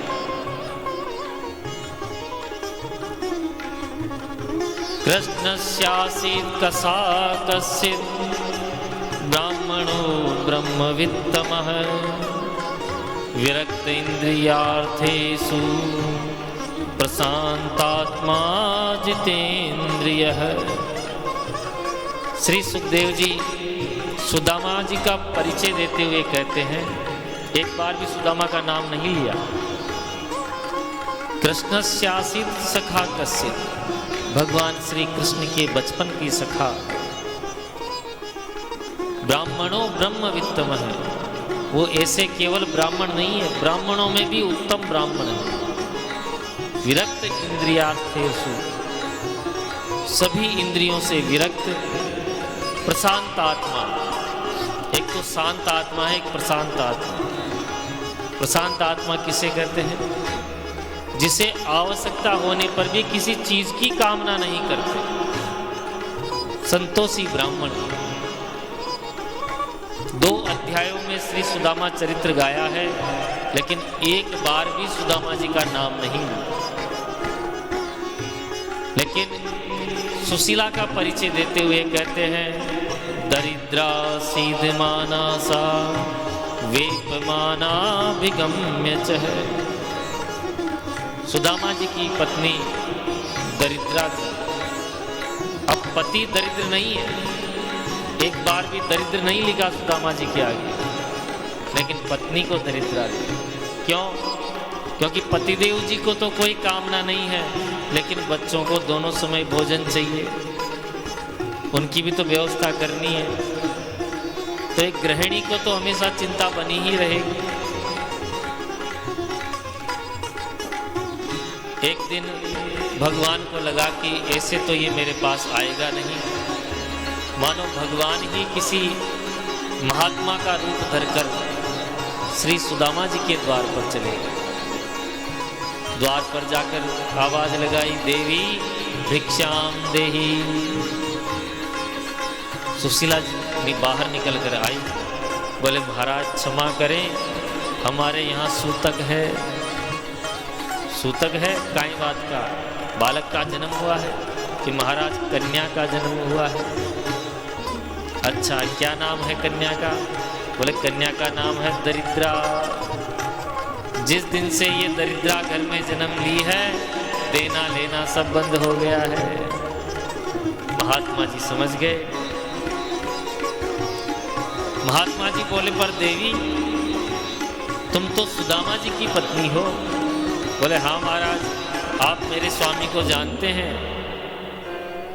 महात्मा बोले बिल्कुल जानता हूं, पर देवी शायद तुमको पता नहीं है,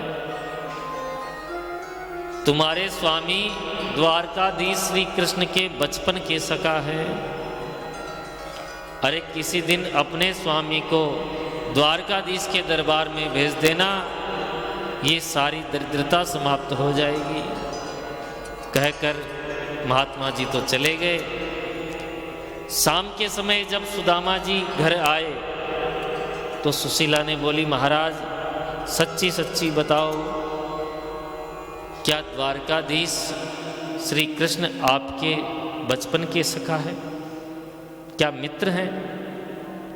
भगवान श्री कृष्ण का नाम लेते ही सुदामा जी के नेत्र सजल हो गए, नेत्रों से जल भर आया। बोले देवी सखा नहीं, हम तो अभिन्न सखा है।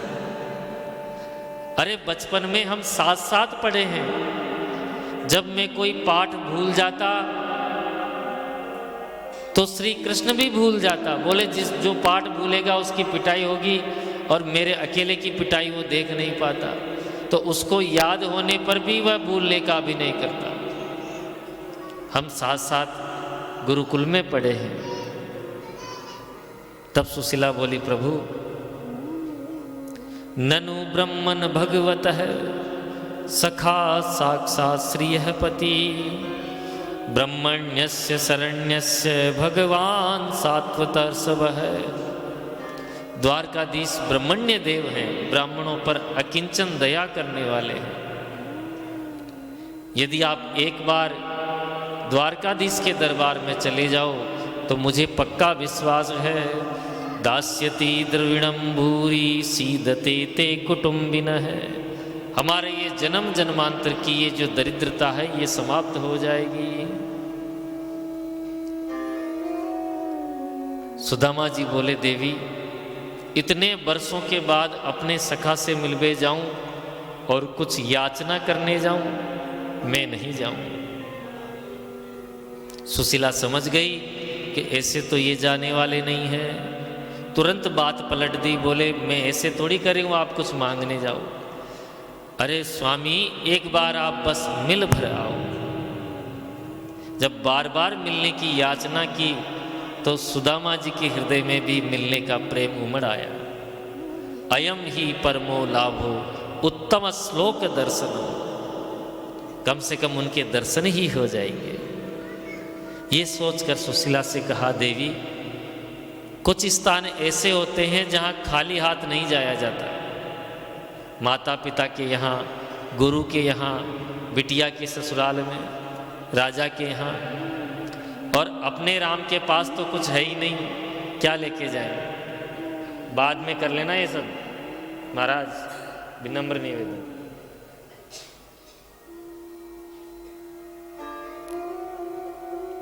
अपने पास तो खाने के ही दाने नहीं है, क्या लेके जाएंगे? बोले उसकी चिंता आप मत करो, मैं कुछ व्यवस्था कर लेती हूँ। तो सुशीला दौड़ी दौड़ी गई और 4 ब्राह्मणियों के घर से एक एक मुट्ठी चावल मांग लाई। याचित्वा चतुरो मुष्टिन विप्रान पृथक तंडुलान चेलखंडेन तान बद्ध्वा भरते प्रादादुपायनम। घर में इतनी दरिद्रता कि मानो उसको बांधने का भी कोई वस्त्र पूरा साबुत नहीं मिला।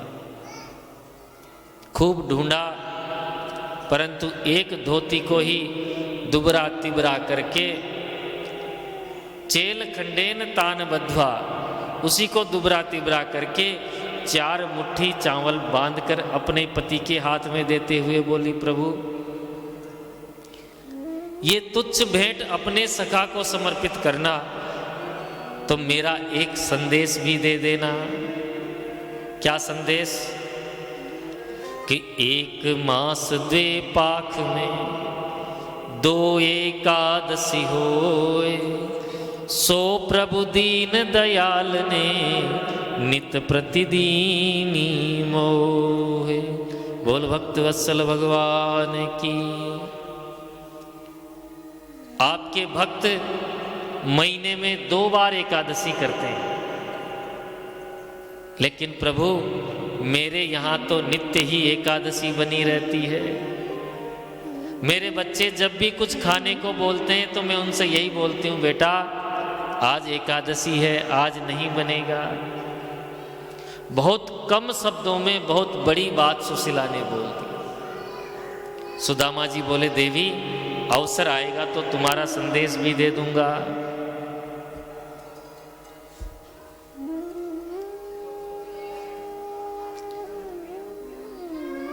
चार मुट्ठी चावल पोटली में लिए, बगल में दबाए, सुदामा जी द्वारिकापुरी को निकल पड़े। अब महाराज भगवान की प्रतिज्ञा है, जो तू आवे 1 पग, मैं आऊं पग 60। जीव यदि भगवान से मिलने की प्रेरणा से चलता है तो उससे ज्यादा उत्सुकता भगवान के हृदय में होती है। चलते चलते मार्ग में एक वृक्ष के नीचे सुदामा जी ने विश्राम किया तो भगवान ने ऐसी लीला करी कि सोए हुए सुदामा जी को द्वारिका में लाकर बिठा दिया। बोलो भक्त वत्सल भगवान की। जब सुदामा जी के नेत्र खुले, चारों तरफ बड़ी बड़ी ऊंची ऊंची अटारी महल दिखे, तो विचार किया कि हम रात को नींदों में ही पता नहीं कितने चल दिए, कहाँ आ गए। तो एक पथिक से पूछा, राहगीर से पूछा, भैया हमको द्वारिकापुरी जाना है। राहगीर बोला, बाबा आप द्वारिका में ही तो खड़े हैं। ओहो, हम द्वारिका भी आ गए। तो भैया यहाँ हमारा कन्हैया कहाँ मिलेगा? राहगीर बोला, बाबा कुछ मकान नंबर, गली नंबर, मोहल्ला ये बताओ तब पता पड़े। तब सुदामा जी कहते हैं, भैया ये तो उसके बचपन का नाम है, जब हमारे साथ खेलता तब हम उसको कन्हैया कन्हैया कहते थे। वास्तव में उसका नाम है कृष्णचंद्र। जो ही श्री कृष्ण का नाम सुना, राहगीर चौंक गया कि बाबा आप किसका नाम ले रहे हैं? अरे आप जिसका नाम ले रहे हैं वो यहाँ के सर्वेश्वर है। उनका नाम ऐसे नहीं लिया जाता, विशेषण लगाया जाता है। श्री श्री श्री 1008 राजाधिराज द्वारकाधीश गो विप्र प्रजापालक श्री कृष्णचंद्र जी महाराज। अब तो सुदामा जी का मुंह खुला का खुला ही रह गया। भैया हमारे साथ गुरुकुल में पढ़ता तब तो उसका नाम कृष्ण ही था, इसका मतलब इतना बड़ा राजा हो गया। चल एक बात बता, जो नाम तूने अभी लिया है वो कहाँ मिलेगा? बोले महाराज ये जितने भी महल अटारियाँ दिख रही हैं वे सब उन्हीं की हैं, आप चाहे किसी में चले जाओ। राहगीर तो चला गया। अब भागवत जी के अनुसार तो सुदामा जी रुक्मिणी के अंतःपुर में चले गए, लेकिन नरोत्तम दास जी ने जो सुदामा चरित्र रची है उसके अनुसार द्वारपाल को जाकर बताया कि भैया हमारो नाम सुदामा ब्राह्मण है और हम तुम्हारे राजा के बचपन के सखा हैं और उनसे मिलवे आए हैं। तो द्वारपाल भीतर गया, बोला महाराज इस दास को सेवा करते करते बरसन बीत गए, पर आज जैसी विभूति द्वार पर आई है आज से पहले उसके दर्शन नहीं हुए। इस दरबार में ब्रह्मा, भगवान शंकर, इंद्र, वरुण, यम आते जाते रहते हैं, लेकिन ये विभूति बड़ी जोरदार है। बोले ऐसा कौन आया है भैया? तब द्वारपाल कहता है कि शीस पगान झगातन पे प्रभु, जाने को आई बसे के ही ग्रामा, धोती फटी सी लटी दुपटी अरु, पाय उपान है की नहीं सामा, द्वार खड़ो द्विज दुर्बल एक, रयो चकिसो वसुधा अभिरामा, पूछत दीन दयाल को धाम, बसावत आपरु नाम सुदामा। जो सुदामा नाम सुना महाराज सिंहासन से कूद पड़े, पादुका पहनना भूल गए, पीतांबर गिर गया और महाराज दरबार की 7 ड्योढ़ी पार करके सुदामा जी के पास आ गए। उधर सुदामा जी खड़े खड़े विचार कर रहे हैं, नाम भी पता होगा कि नहीं, पहचान पाएगा कि नहीं। और जैसे ही द्वारकाधीश आए हैं, दौड़कर श्री सुदामा जी को हृदय से लगा लिया। बोले दीन बंधु भगवान की, द्वारकाधीश की जय जय श्री।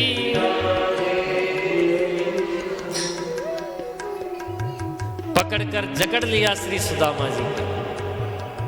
अब महाराज सुदामा जी के नेत्रों से भी झरझर आंसू बहते जा रहे हैं।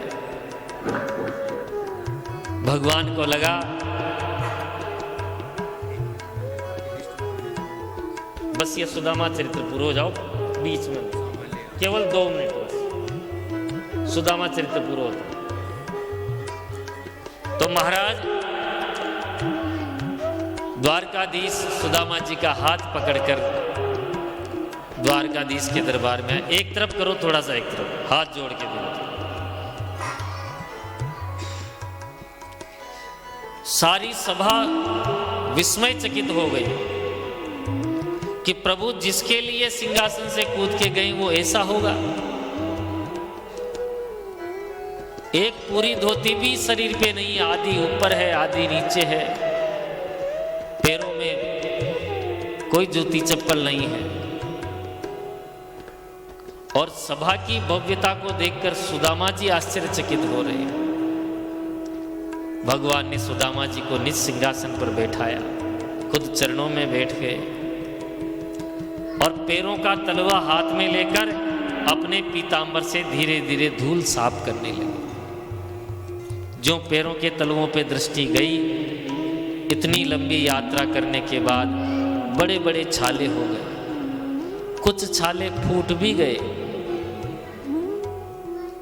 रुक्मणी जी को इशारा किया कि जाओ चरण धोने के लिए जल लेकर आओ।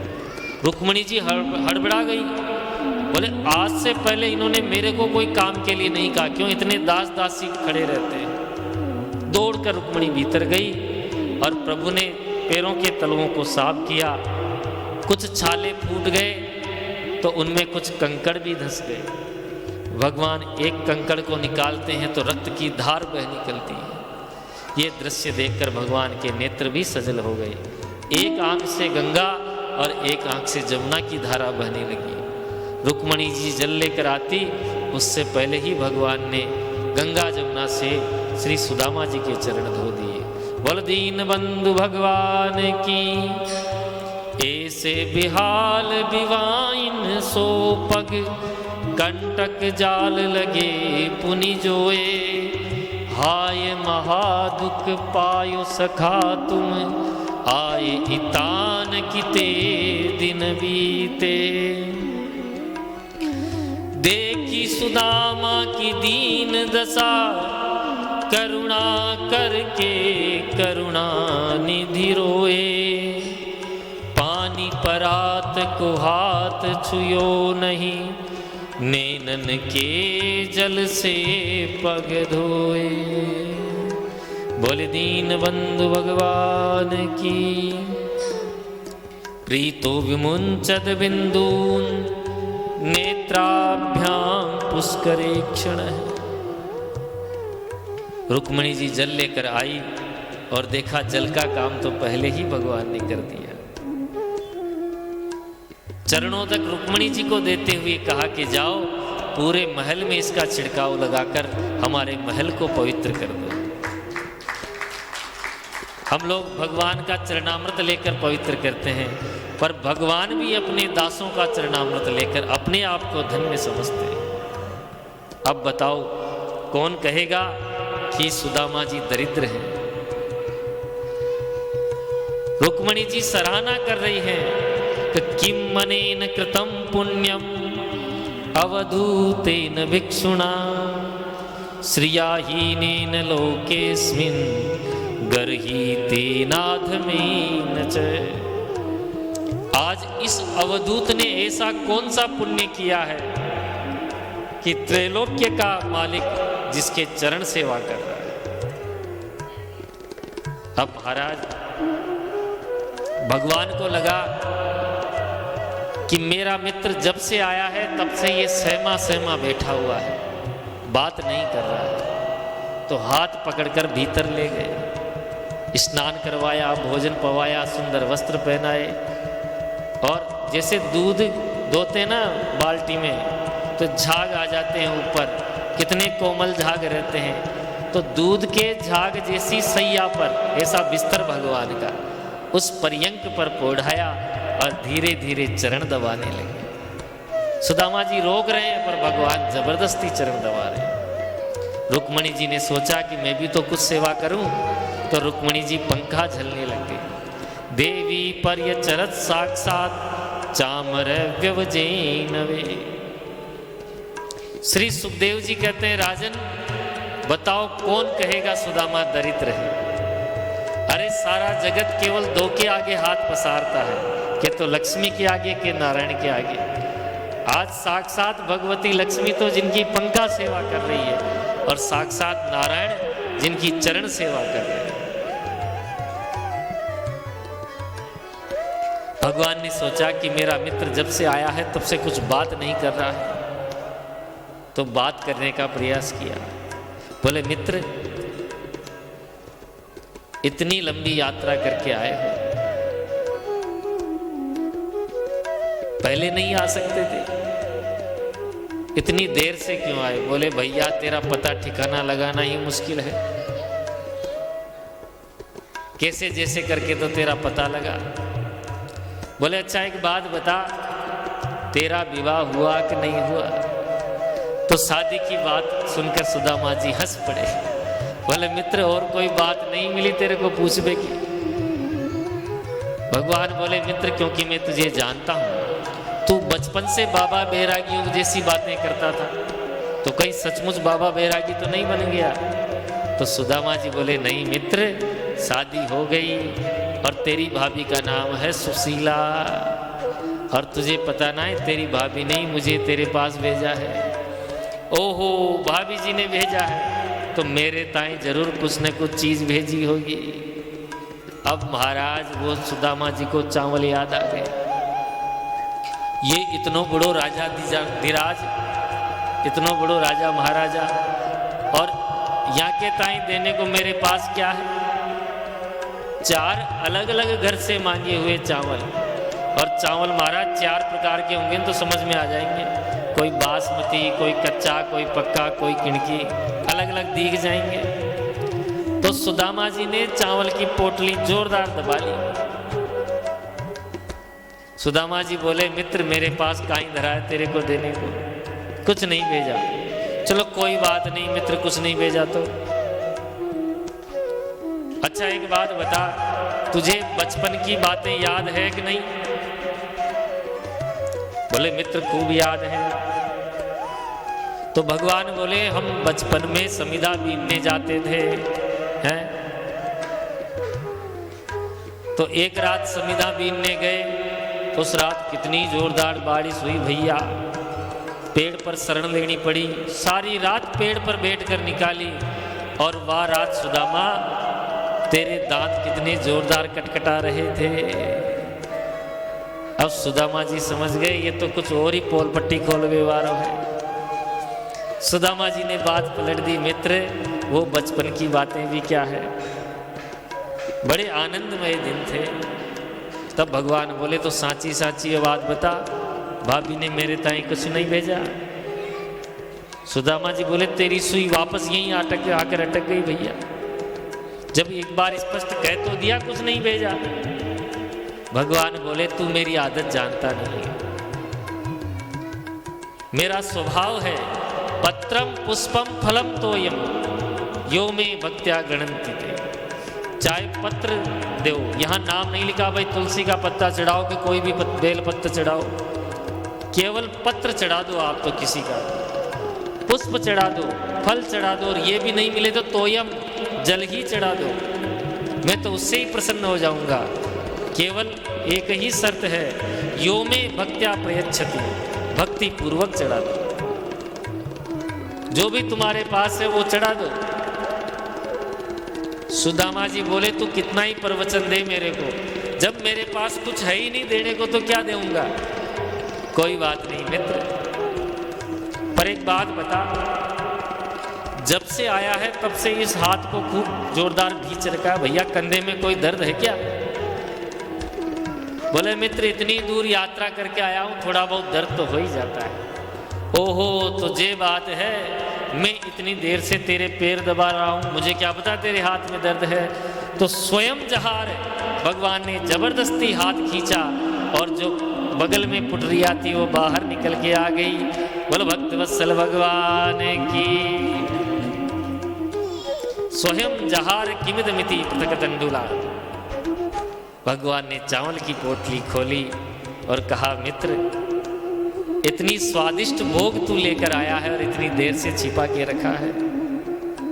चावल की पोटली खोली और इति मुष्टिक सकृत जत्वा द्वितीयाम जद्धुमा ददे तावश्रीर जग्रहे हस्तम तत्परा परिमेष्टिन है। एक मुट्ठी चावल जो ही मुख में ली तो एक लोक की संपदा श्री सुदामा जी को भेंट कर दी। बोलो दीन बंधु भगवान की। दूसरी मुट्ठी खाने ही वाले थे कि रुक्मणी जी ने हाथ पकड़ लिया। महाराज दूसरा लोक देखकर क्या खुद सुदामा बनोगे? अथवा इसलिए हाथ पकड़ लिया कि अवधूत का लाया हुआ प्रसाद है, ये तो सब में बंटना चाहिए। अथवा इसलिए हाथ पकड़ लिया कि एक पत्नी का दायित्व होता है पति के स्वास्थ्य का ध्यान रखना। कच्चे चावल हैं, पेट में गड़बड़ी भी कर सकते हैं। तो महाराज शेष चावल रुक्मणी जी को भेंट किया। बोले सब में प्रसादी बांट दो। मित्र को पूछा मित्र इतनी बढ़िया प्रसादी लेकर आए हो, भाभी ने दी है, छुपा के रखा है, तो जरूर भाभी ने मेरे ताई कछु संदेशा भी भेजा होगा। तब सुशीला का दिया हुआ संदेश याद आ गया कि एक मास द्वे पाख में दो एकादशी होए, सो प्रभु दीन दयाल ने नित प्रतिदीनी मोहे। भगवान ने नेत्र बंद किए और प्रत्युत्तर सुशीला को भिजवा दिया कि होनी थी सो हो गई, अब ना ऐसी होए, और भाभी तेरे भवन में नित्य द्वादशी हो। बोलो दीन बंधु भगवान की। भगवान के नेत्र बंद होते हुए देखकर सुदामा जी ने देखा कि मैंने भी क्या अपने मित्र को दुखी कर दिया। देखो भगवान ने चाहकर कुछ नहीं दिया। खुला दे दिया तो थोड़ी देर पाचे ले लीजिए ना, बार कथा है जावा दे, चढ़ा दीजिए आराम से, विक्षेप हो जो बीच बीच में, कोई भजन अजन आओ जी में कर लिया करो ये काम। तो महाराज भगवान ने नेत्र बंद होते देखकर सुदामा जी को लगा कि मैंने भी अपने मित्र को दुखी कर दिया। तुरंत बात पलट दी, कन्हैया भैया तूने तो मेरे बारे में सब कुछ पूछ लिया, अपने बारे में कुछ नहीं बताया। भैया तेरा विवाह हुआ कि नहीं? भगवान बोले बताना क्या है, मिलवा ही देते हैं। रुक्मणी जी को संदेश दिया कि जाओ सबको बोलो महाराज जी को प्रणाम करने आ जाए। तो सर्वप्रथम रुक्मणी जी ने प्रणाम किया। सुदामा जी ने पूछा कन्हैया ये कौन? कि ये बेई हैं। ओहो बड़ी सुंदर है कन्हैया। पुत्रवती भव, पति प्रिया भव, अखंड सौभाग्यवती भव, प्राण प्रिया भव, पति पुत्रवती, ढेरों आशीर्वाद गिनाए दिए। पीछे से सत्यभामा आ गई। कन्हैया भैया ये कौन? तो ये भी बेई हैं। ओहो दो दो विवाह कर लिए कन्हैया, बड़ी सुंदर है। पुत्रवती भव, अखंड सौभाग्यवती भव, पति प्रिया भव। फिर पीछे से कालिंदी आ गई। महाराज जी प्रणाम। कि कन्हैया जी कौन? कि अब ये भी बेई है। ओहो कन्हैया तू भी बड़ा विचित्र है भैया, कितनी है ये तो बता दे। भगवान बोले मेरे को कहने में बड़ी शर्म आती है मित्र, अब जितनी आ रही है तेरे सामने है, खुद ही गिन लेना। सुदामा जी बोले आने दे मैं गिन लूंगा, क्यों टेंशन करता है, उनको क्या पता कितनी है। धीरे धीरे महाराज संख्या 5000 हो गई और आशीर्वाद देते देते सुदामा जी का गला बैठ गया। अब तो खाली भव भव भव। सुदामा जी बोले कन्हैया तेरी लीला अपरंपार है, भैया पक्की पक्की बता कितनी है। मेरी तो गला ही बैठ गया, अब मेरे बस की बात नहीं है आशीर्वाद देने की। भगवान बोले तो क्या घर में लड़ाई करवाओ? अभी तो संख्या आधी ही नहीं हुई, कुल संख्या है 16,108 और ये है द्वारकाधीश के ठाट। सुदामा जी बोले कन्हैया भैया तूने तो मरवा दिया भैया। अरे सबन को आशीर्वाद देते देते तो मेरा गला ही ठप्प हो ही जाएगा, अब मैं और आशीर्वाद नहीं दे सकूं। बोले तो मेरे घर में तो लड़ाई हो जाएगी, आदि को आशीर्वाद दे दी आदि को नहीं। सुदामा जी बोले ये तेरी अर्धांगनी, तू या को अर्धांग, इनके बदले तू ही प्रणाम कर ले, मैं तुझे इकट्ठो ही आशीर्वाद दिए देता हूँ, तू सब में बांट देना। क्या जे बात ठीक है। तो द्वारकाधीश ने प्रणाम किया। दोनों मित्र रात भर खूब बातें करते रहे। प्रातःकाल सुदामा जी कहते हैं मित्र अब अपने राम चलते हैं, तेरी भाभी बाट देख रही होगी। तो भगवान ने भी रोकने का प्रयास नहीं किया और द्वार तक छोड़ने आए।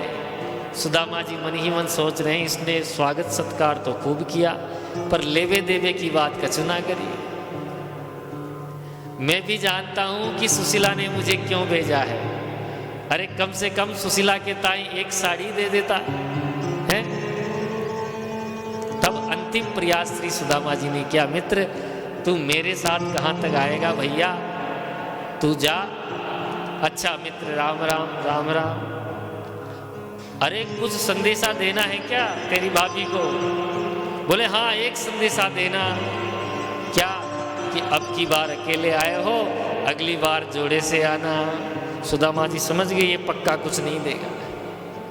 चल दिए और मार्ग में सोचते जा रहे हैं कि बहुत अच्छा किया कि मुझे कुछ नहीं दिया, क्योंकि दरिद्र के पास जब अचानक धन आता है तो उसकी बुद्धि बिगड़ जाती है। कोई बिरला ही होता है जो सरस्वती को और लक्ष्मी को एक साथ संभाल पाए। अरे इतना बड़ा भारी राजा, इसने मेरा इतना सम्मान किया, यही बात क्या कम है? क्योंकि संतोषी ब्राह्मण है, अपने घर को वापस आए लेकिन अपनी झोपड़ी को तो गायब देखा। झोपड़ी चली गई, उसकी जगह एक विशाल महल का निर्माण हुआ। सुदामा जी ने सोचा झोपड़ी गई जो गई, मेरी सुशीला कित को गई। अब उस महल के चारों तरफ चक्कर लगाए, तभी महल में से आवाज आई, बोलो सुदामा महाराज की। सुदामा जी समझ गए कि को सुदामा नाम के राजा को मेरी जगह पसंद आ गई, मेरी झोपड़ी हटाई दी, अपनी महल बनाई ली। अब उस महल के चक्कर काट रहे। झरोखे से सुशीला ने अपने पति को देखा, तुरंत श्रृंगार किया, सोने की थाली में आरती लगाई और जिस रास्ते पर सुदामा जी खड़े थे वहां आई।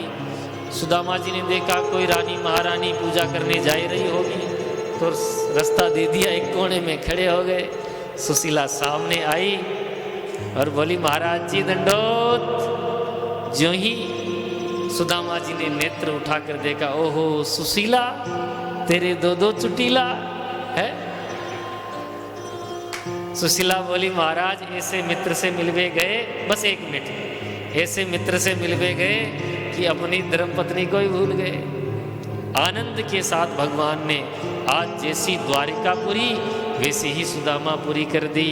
बोलो भक्त वत्सल भगवान की, दीन बंधु भगवान। अथैकदा द्वारवत्यां वसतो रामकृष्णयोः सूर्यो परागः सुमहान् आसीत् कल्पक्षये यथा। बातें पूरी हो जाए तो फिर आराम से बैठ जाना। एक समय की बात, कुरुक्षेत्र में एक अभूतपूर्व सूर्य ग्रहण पड़ा, तो सभी द्वारिका वासियों ने मिलकर प्रार्थना की, प्रभु इस बार जो ये सूर्य ग्रहण हो रहा है इसका बड़ा महत्व है, तो हमें कुरुक्षेत्र में चलकर वहां स्नान करना चाहिए। तो भगवान समस्त द्वारका वासियों के सहित कुरुक्षेत्र में उस सूर्य ग्रहण के स्नान के लिए आए। उधर ब्रज में भी सभी गोप ग्वालों ने नंद बाबा से प्रार्थना की, तो सभी ब्रजवासी भी स्नान करने के लिए कुरुक्षेत्र में आए। और दिल्ली में भी इंद्रप्रस्थ में समस्त पांडव कुंती मैया के सहित कुरुक्षेत्र में स्नान करने आए।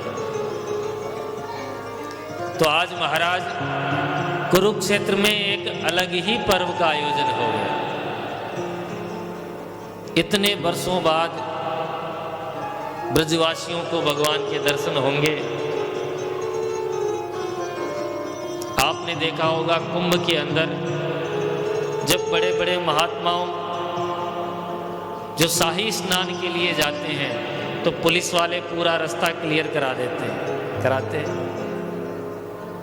उसी प्रकार द्वारकाधीश भी जब पर्व स्नान करने के लिए जा रहे थे तो द्वारकाधीश के सैनिकों ने पूरा मार्ग खाली करा दिया। ब्रजवासी भी मार्ग में खड़े थे, तो उनसे कहा हटो हटो, हमारे द्वारकाधीश आ रहे हैं, मार्ग खाली करो। तो महाराज ब्रजवासी तो ब्रजवासी हैं। बोले कौन है भैया तुम्हारा द्वारकाधीश? बोले तुम हमारे द्वारकाधीश को नहीं जानते? श्री श्री श्री 1008 अनंत श्री विभूषित गो विप्र परिपालक श्री कृष्णचंद्र जी महाराज। तो पहले तो नहीं समझा, लेकिन जैसे ही श्री कृष्णचंद्र जी महाराज सुना तो ब्रजवासी बोले भैया लगता है ये हमारो ही कन्हैया है। देख तो सही, आज द्वारिका नाथ बन गया। हम भी तो देखें, जा अपने राजा को जाकर बोल दे कि रास्ते में तेरे बाप खड़े हैं, अब नहीं हटबे वारे।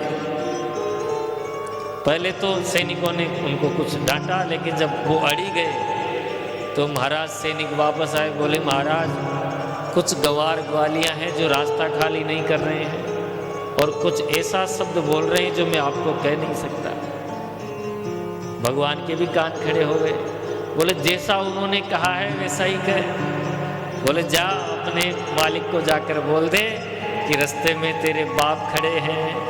अब द्वारकाधीश समझ गए भैया कि मुझे बाप कहने वाले सिर्फ ब्रजवासी ही हो सकते हैं। दौड़े दौड़े गए और ब्रजवासियों का आलिंगन किया, सबसे हृदय से मिले। फिर तो महाराज जसोदा मैया से भी मिले, नंद बाबा से भी मिले, मधुमंगल तो संतोष, मधुमंगल श्रीदामा सबसे मिले। उस पर्व को तो भूल गए, दूसरा पर्व उपस्थित हो गया। बोले भक्त वत्सल भगवान की। पूरे 1 महीना वहीं रह गए। कहाँ तो एक दिन पर्व में स्नान करने गए थे। आज रुक्मणी जी आदि रानियां भी सब सखियों से मिल रही है, राधा रानी से, अन्य सखियों से।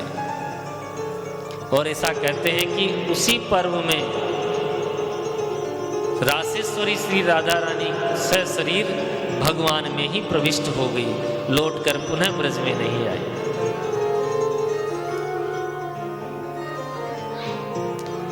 उसी पर्व के मध्य श्री वसुदेव जी ने नारद जी से, अन्य महर्षियों से प्रश्न किया, महाराज कि कर्मणा कर्म निर्हारो यथा सान्यस्त दुच्यताम। व्यक्ति कर्म भोग से यहाँ धरती पर जन्म लेता है और धरती पर कुछ कर्म करेगा तो फिर आगे क्या जन्म उसका निर्धारित हो जाता है। तो ऐसा कोई मार्ग नहीं है कि वो कर्म फल से ही मुक्त हो जाए, क्योंकि आप अच्छा कर्म करोगे तो स्वर्ग मिलेगा, बुरा कर्म करोगे तो नरक मिलेगा, नरक भोग कर फिर वापस धरती पर आना पड़ेगा, फिर कर्म का फल आपके पास जुड़ जाएगा। तो ये कर्म का फल चलता ही रहेगा, हम कर्म के फल से बाहर कैसे निकलें। तब श्री नारद जी महाराज कहते हैं कि एक मनुष्य को जन्म लेते ही 3 ऋण उसके पीछे पड़ जाते हैं। वो कर्जदार रहता है 3 ऋण का। पहला ऋषि ऋण, जब वह विद्या अध्ययन करता है, शास्त्रों को पढ़ता है, शास्त्रों की सुनता है, तो वो ऋषि ऋण से मुक्त हो जाता है। दूसरा देव ऋण, जब कोई यज्ञ करता है, अनुष्ठान करता है, तो वह देव ऋण से भी मुक्त हो जाता है। और तीसरा पितृ ऋण, जैसे ही उसके संतान उत्पन्न होती है वह पितृ ऋण से भी मुक्त हो जाता है। तो नारद जी ने कहा, वसुदेव जी आपने अध्ययन किया है तो आप ऋषि ऋण से भी मुक्त हो गए। श्री कृष्ण जैसी संतान है तो पितृ ऋण से भी मुक्त हो गए, लेकिन अभी आपके ऊपर देव ऋण बाकी है, इसलिए आपको यज्ञ करना चाहिए। तो वसुदेव जी बोले, इतने महात्मा यहाँ पर है, पूरा द्वारिका यहाँ पर है, पूरा वृंदावन यहाँ पर है, पूरा इंद्रप्रस्थ यहाँ पर है, तो कुरुक्षेत्र में ही क्यों न यज्ञ कर लिया जाए। तो फिर महाराज अगले 1 महीने तक यज्ञ ही होता रहा। 1 महीने के बाद भी किसी को घर जाने की इच्छा ही प्रकट नहीं हुई महाराज। लेकिन कैसे जैसे करके सब अपने अपने स्थानों पर आए। एक दिन एकांत पाकर श्री वसुदेव जी ने नारद जी से प्रश्न किया, नारद, श्री कृष्ण जैसा मेरा पुत्र होते हुए भी मेरे चित्त को शांति नहीं है, क्या कारण है? तब नारद जी कहते हैं कि जैसे कोई हरिद्वार में रहने वाला व्यक्ति तीर्थ स्नान करने जाएगा ना, तो वो नैमिषारण्य में जाता है, और नैमिषारण्य का रहने वाला कोई तीर्थ स्नान करने की इच्छा होती तो वो गंगा जी में आता है हरिद्वार। यानी जो जहाँ रहता है वो उस स्थान की महिमा नहीं जानता। वसुदेव जी आपके पुत्र साक्षात नारायण स्वरूप है, तो आपको उसका लाभ क्यों नहीं मिल रहा है? क्योंकि आप उसमें पुत्र की भावना से दृष्टि रखते हैं। देखो, गंगा किनारे रहने वाले को गंगा की महिमा नहीं पता होती, उसको कहीं तीर्थ यात्रा करनी होगी तो वो दूर जाएगा। तब महाराज नारद जी से उपदेश प्राप्त हुआ और वसुदेव जी को भी परम तत्व की प्राप्ति हुई। एक दिन देवकी मैया ने कहा, बेटा मैंने सुना है कि तूने अपने गुरुजी के मृत पुत्र को लाकर जिला दिया था गुरु दक्षिणा में। कल कथा में सुनी थी ना आपने। उस दुष्ट कंस ने भी मेरे छह बेटा को मार डाला। अरे